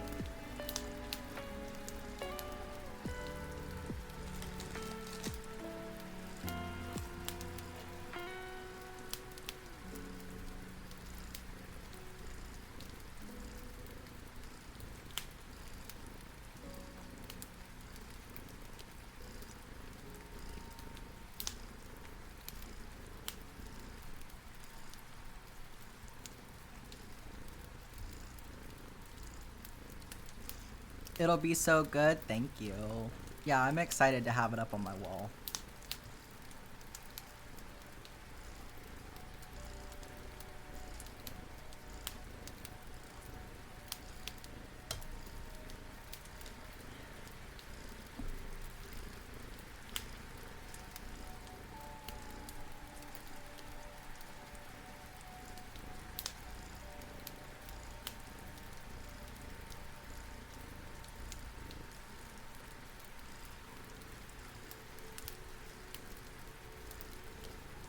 You almost gave the guy the wrong address.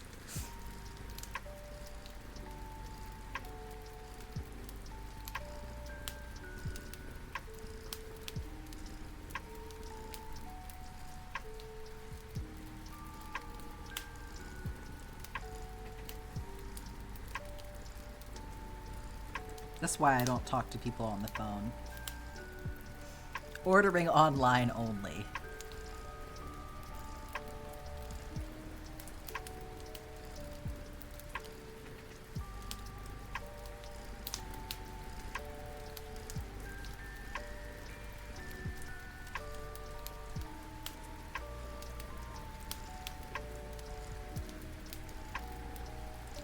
Gold star for doing the thing, indeed.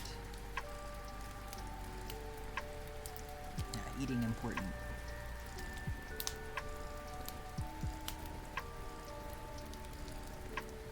Oh, you finished your task? Did I... Got you clicked off. Thank you for reminding me.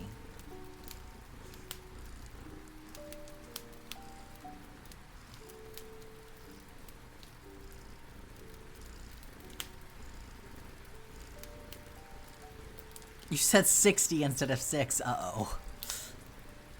Okay, Yazzie.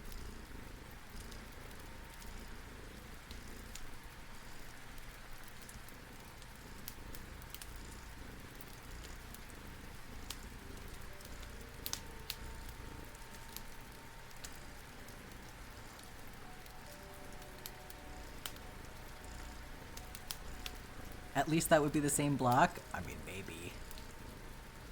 You never know. Sometimes that'll put you across town.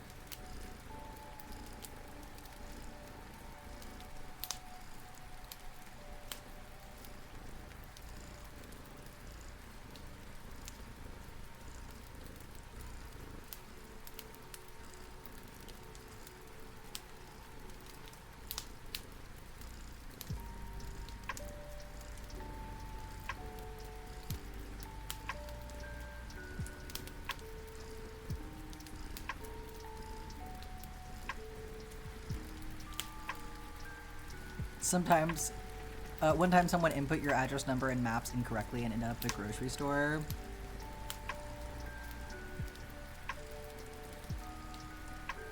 Yeah, on the way to a friend's house, Maps was like determined to not...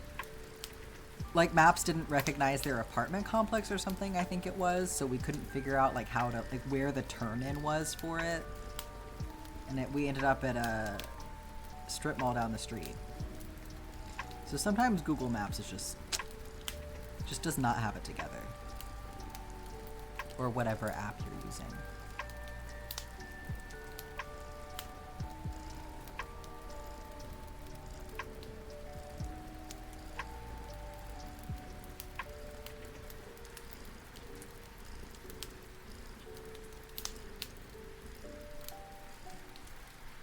Once took you to Fred Meyer instead of the grocery store. Oh no. The warehouse. That's not helpful.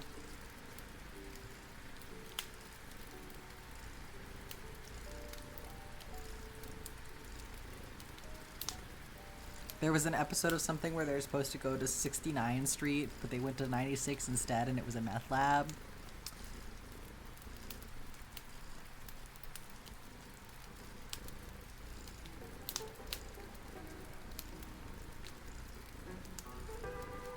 Apple Maps took you to the Albertsons headquarters once, the offices. They really gotta be more specific with this shit.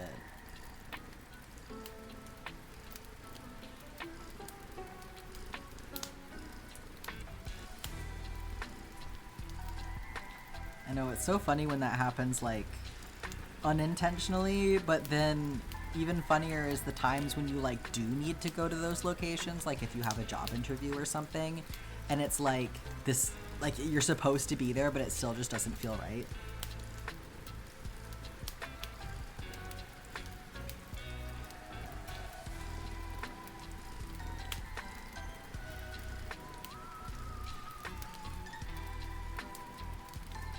You live at a place and there's a street equivalent across town.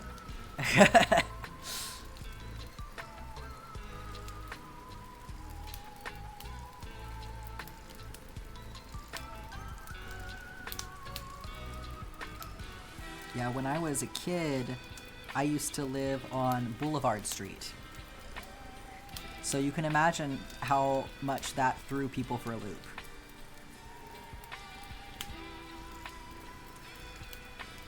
Or, no, it wasn't even Boulevard Street, it was just Boulevard. So it was just number Boulevard. And people were like, where's the rest of it? I think that's what it was. People would often call it Boulevard Street.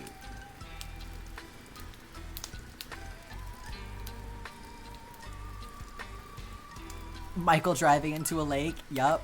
The number of times I have, like, felt that moment of, like, when the GPS is like, turn left, and I'm like, into what? This is a wall! I can't turn! What are you talking about? Like, way prematurely telling you where to go.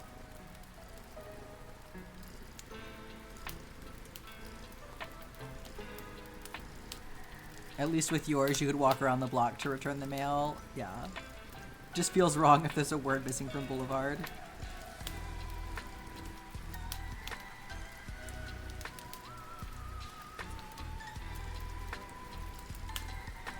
It's like saying, I live on 27th Street. GPS just wants us to die.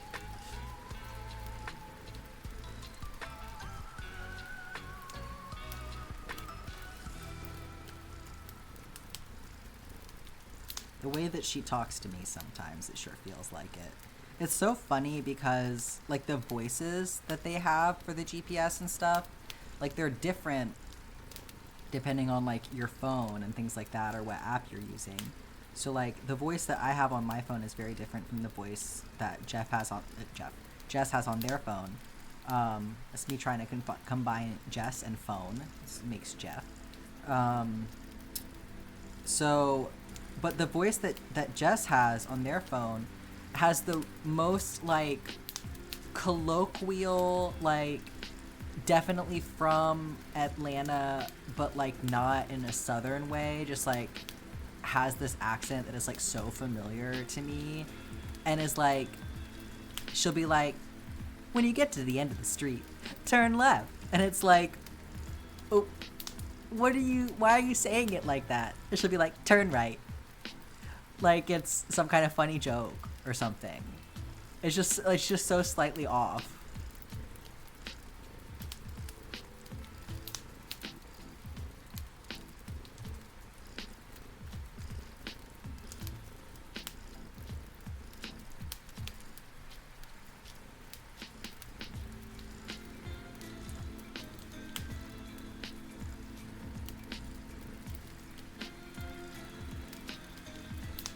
Crossways is alley. Yeah, just street and alley, that's it.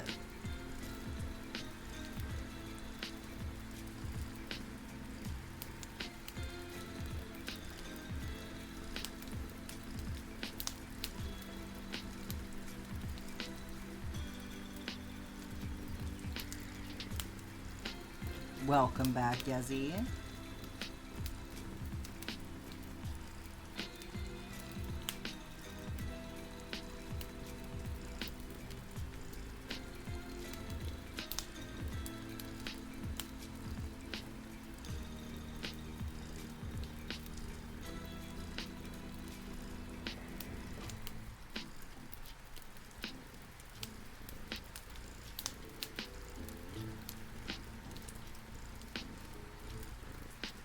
You had the AC on in your car, now it's gonna be below freezing tonight.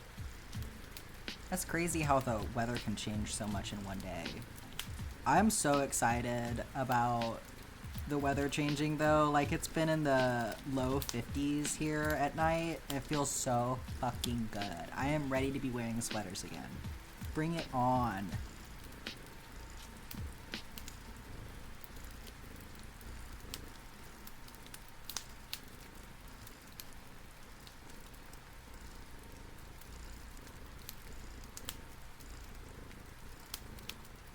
It was way too hot this summer. I'm like, that is not what I moved here for.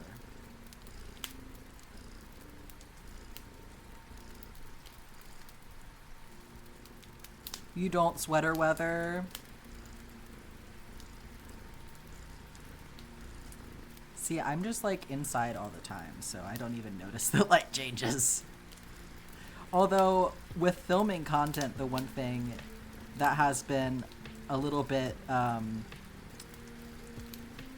an inconvenience when it comes to the season changing is just that I have less time now for filming because I'm really reliant on the natural light that I get in this room, and it's east facing, so I get more morning light than anything. So my window for when I can film is narrowing. So I really have to be on it. I can't procrastinate all day.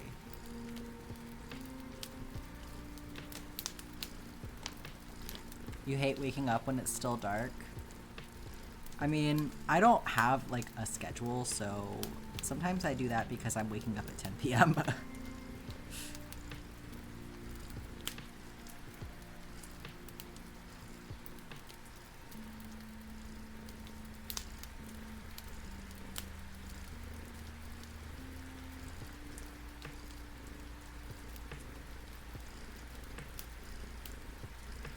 Ad break in just a second here.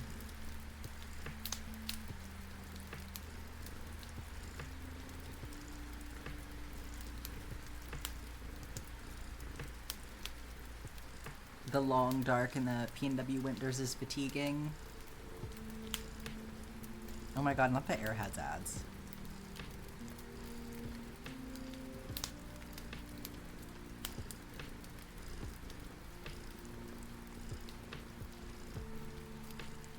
Oh, the ad break was going. I see. I misread that. Well, welcome back from Adele, everyone. You just had a single ad? That's so strange. I mean, good. Was it, like, really long, or you just had one, like, random short ad? I don't understand how Twitch decides these things. But if y'all have to watch fewer ads overall, that sounds great to me.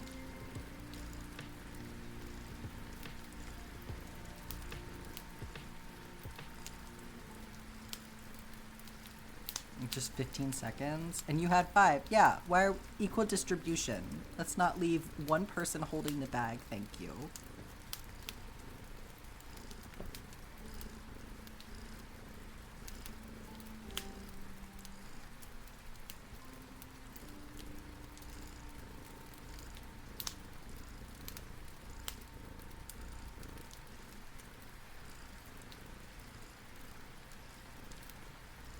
Okay, Mambo. You didn't get any this time? Strange.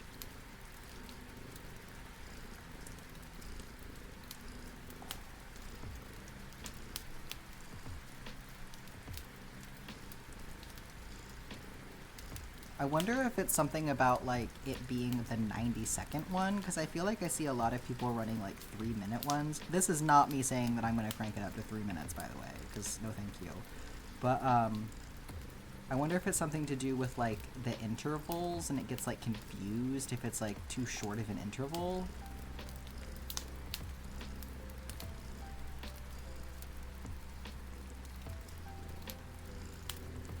You've only gotten the full 90 seconds one time this entire stream? That's so strange. Yeah, Twitch just kind of like throwing spaghetti at the wall.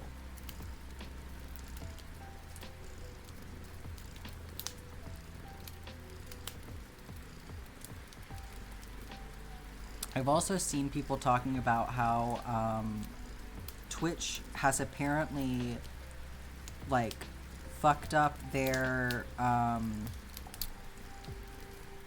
whatever tool they use for measuring viewership. So like it's been showing significant drop in people's like viewer count if people are like lurking or something, which is messed up. But I've seen people experimenting with that to see if it's happening to them. So Twitch just needs to get it together because that's not okay.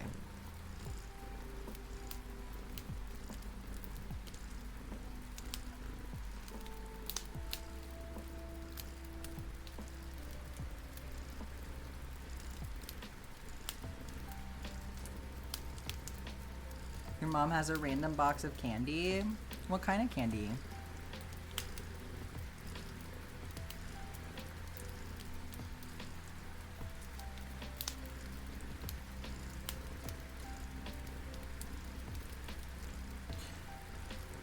Like every kind? Is she sharing?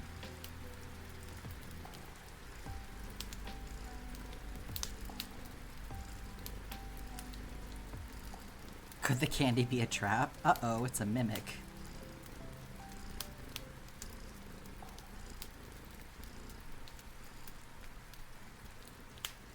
Name brand stuff even.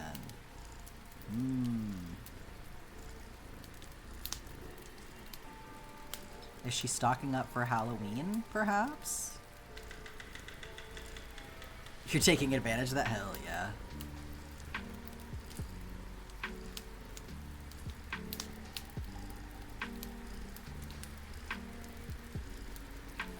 You think Twitch is trying to crack down on view botting?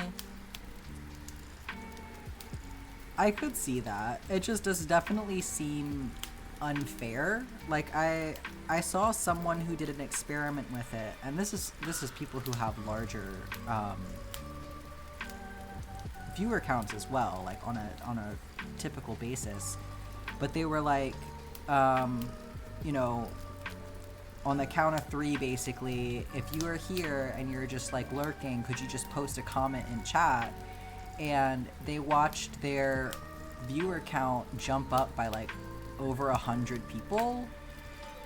So it's like, I can understand why they would do it, but it seems just like it's really unfair, because then it's like are y'all getting pushed ads and then it's not even counting that you watched those ads? Like if it's not counting you as a viewer, right? Like it just feels like it's very much taking advantage of people in a way that is disproportionate, because it's like they would benefit from that if they were paying less to streamers by like not counting viewers as real people, right? So I really hope that they fucking fix that, because that's messed up.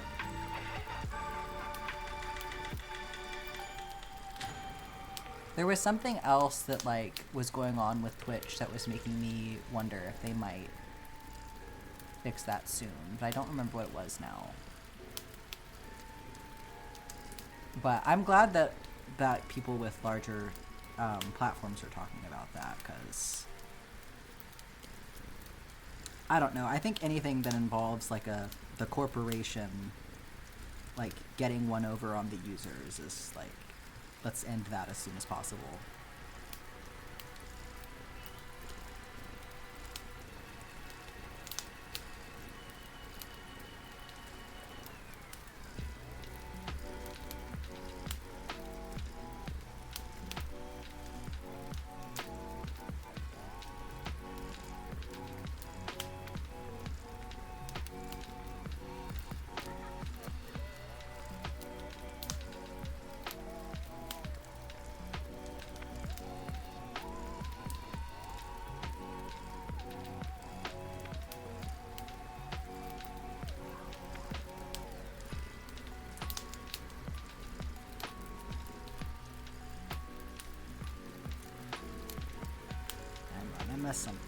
I messed something up. Oh, that's what I did. I see it. I found it.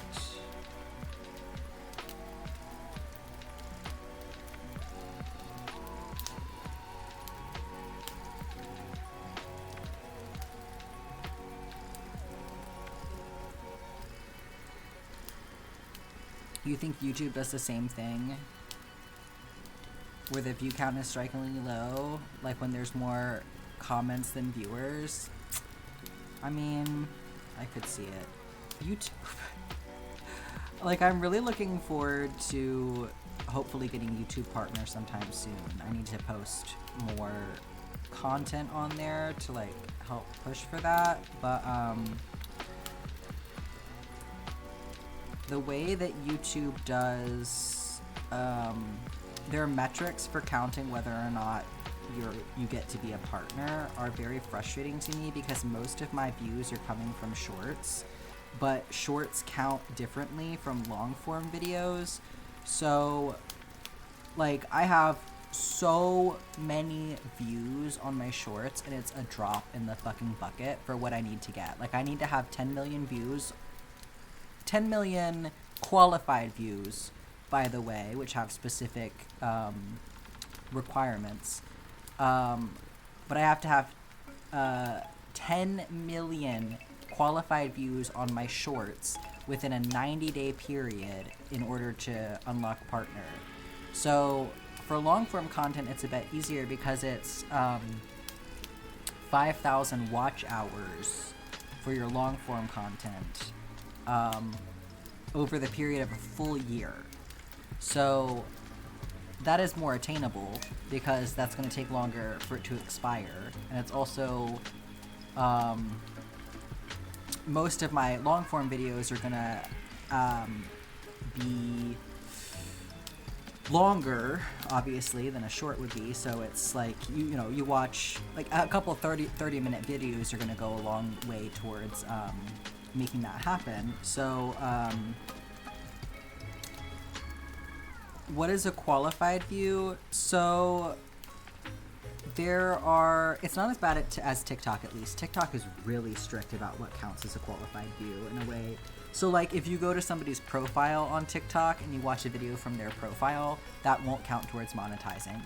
But on YouTube, I think that you can do that. So I think qualified views for YouTube are just that you have to watch. I'll have to look back at it again because I don't really remember.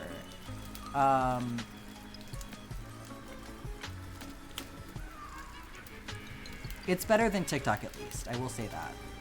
But it doesn't count watch hours for your shorts. So I have, if it was counting watch hours from my shorts in addition to my long form content instead of just only counting views. So like,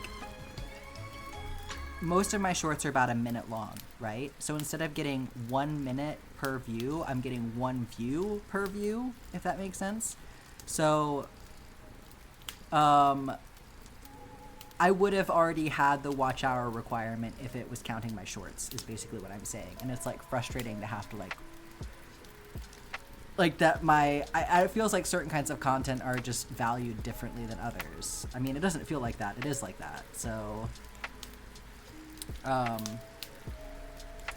will stretch when I finish this row. How about that? Since I'm this stinking close. But YouTube low-key pisses you off because of the AI thing about like judging by what you watch. If we consider you to be a child, you need to give us your ID.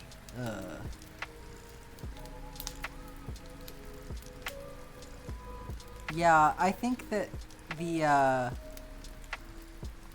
this whole attitude about like expecting people to like prove their identities with their IDs and stuff is like a really slippery slope, and I think it sets a really bad precedent. I don't like the direction that we're going in with all of this.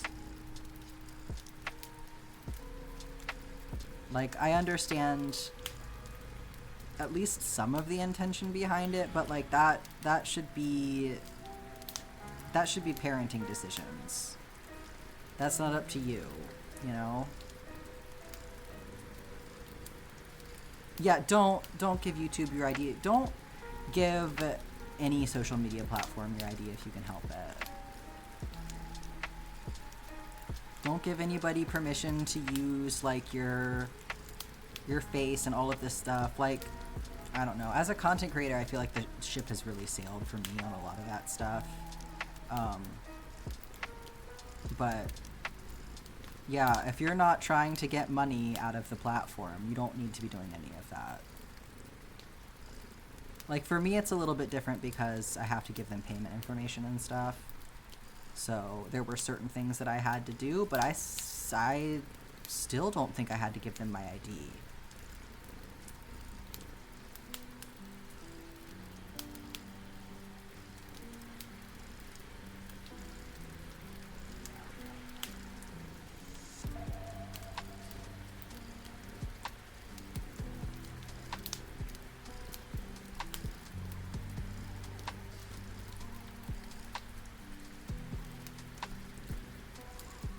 Yeah, I think that, like, also trying to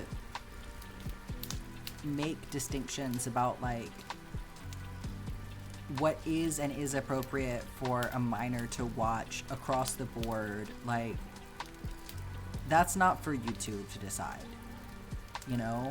Like, they can certainly have, I think, obviously, it's different to be like, whether or not a video is targeting, like, their targeted audience is children. That's, like, one thing.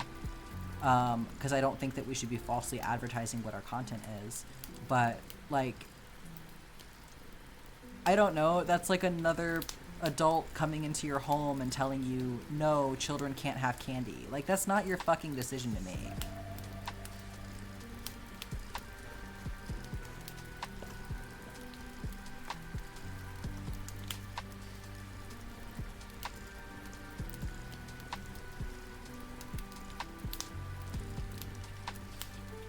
You've heard that new YouTube channels are required to show an ID to prove that one isn't a bot or AI. So there are different ways to prove it. I had an option when I was setting up my channel where I could either submit an ID, or I could send them a video of my face. And the thing that they said with the video of my face was that they would only hold on to it for a certain period of time for verification purposes, and then they would delete it from their files. And so at this point in time, that video that I sent in has been deleted. And obviously for me, that's not really a big deal because my face is already all over the internet, so, like, why would I care, right?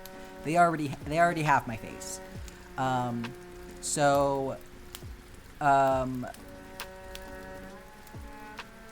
And then obviously later on, if something happens, there's, like, different things that they can do to, like, ask for verification in order to, like, you know, settle claims and things like that. But I do know that I felt more comfortable doing that than I did submitting my ID. I chose not to submit my ID.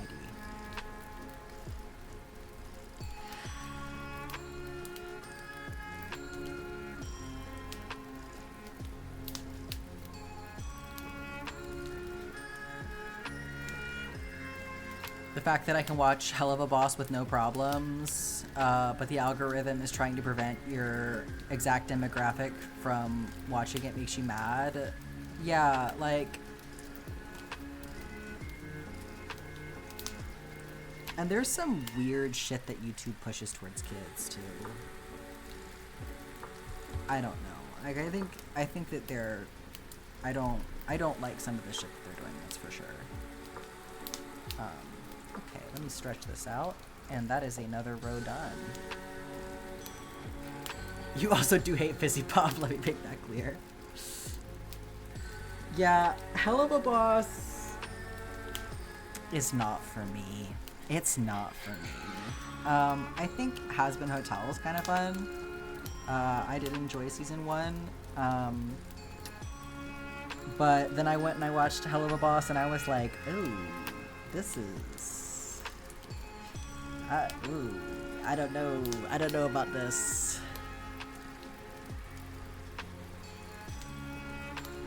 You know, it's when they start dropping the R slur. It's just really not cute.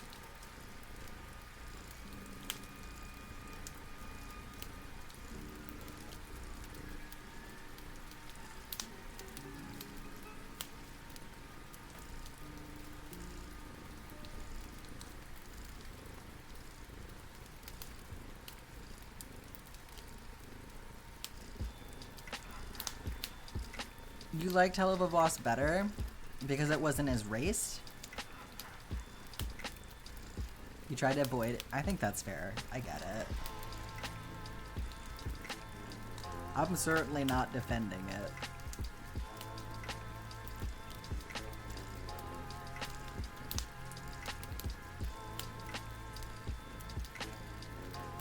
I just got done with my row, yeah. I'm fine to hang out for another second. I'm not trying to, like, rush off or anything. But yes, I did just indeed finish my row. How's everybody else doing?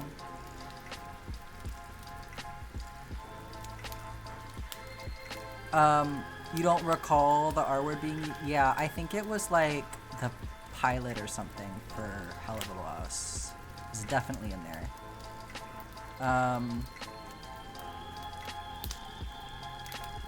And then later on, they make a joke where one of the characters is like about to say the R slur, and then they go, you really can't use that word anymore. And I'm like, you know, this is really not cute, this thing that you're doing.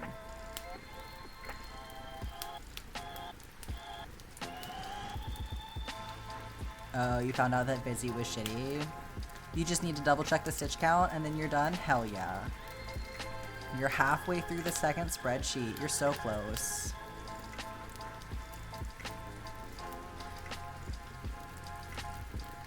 Yeah, it's been almost 4 hours, so I feel like I hit the target for mine. Busy was mean to a friend of yours? Well, fuck that.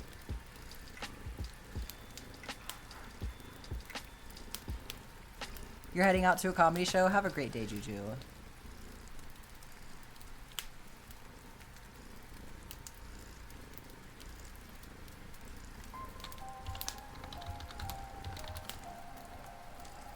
I'm gonna check for somebody to raid really quick. No, don't do that. 1 second. I'm not doing anything right now. I used the wrong command. It's fine. Apparently there's a user with the name Browser. In case you were wondering. You're on Vizzy's camera roll? What do you mean? Wait, why? You're a child. What do you mean?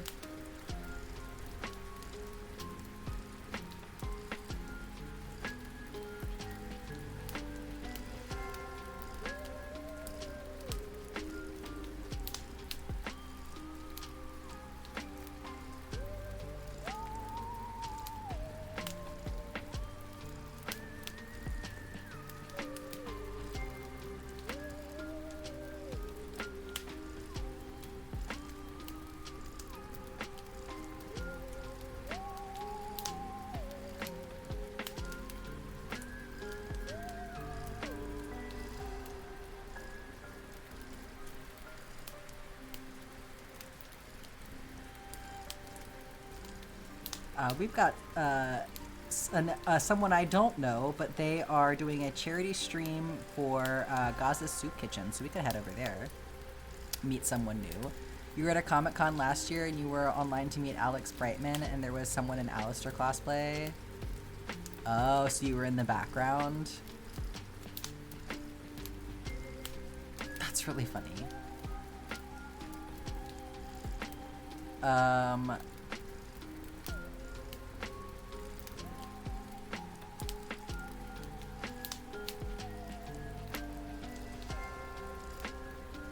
You're all done, BZ? Hell yeah.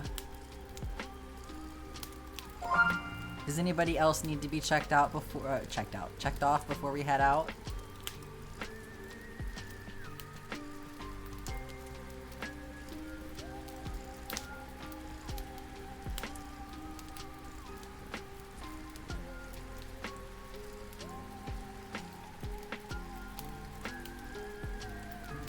Just a reminder for y'all that our raid command is Evil Raid, accompanied by whichever emotes you feel are most evil.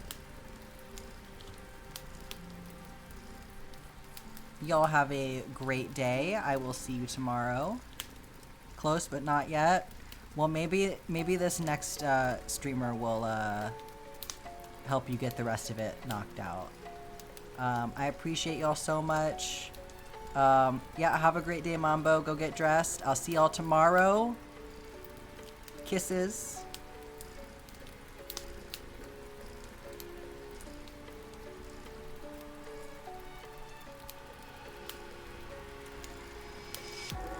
Thanks for coming, everyone.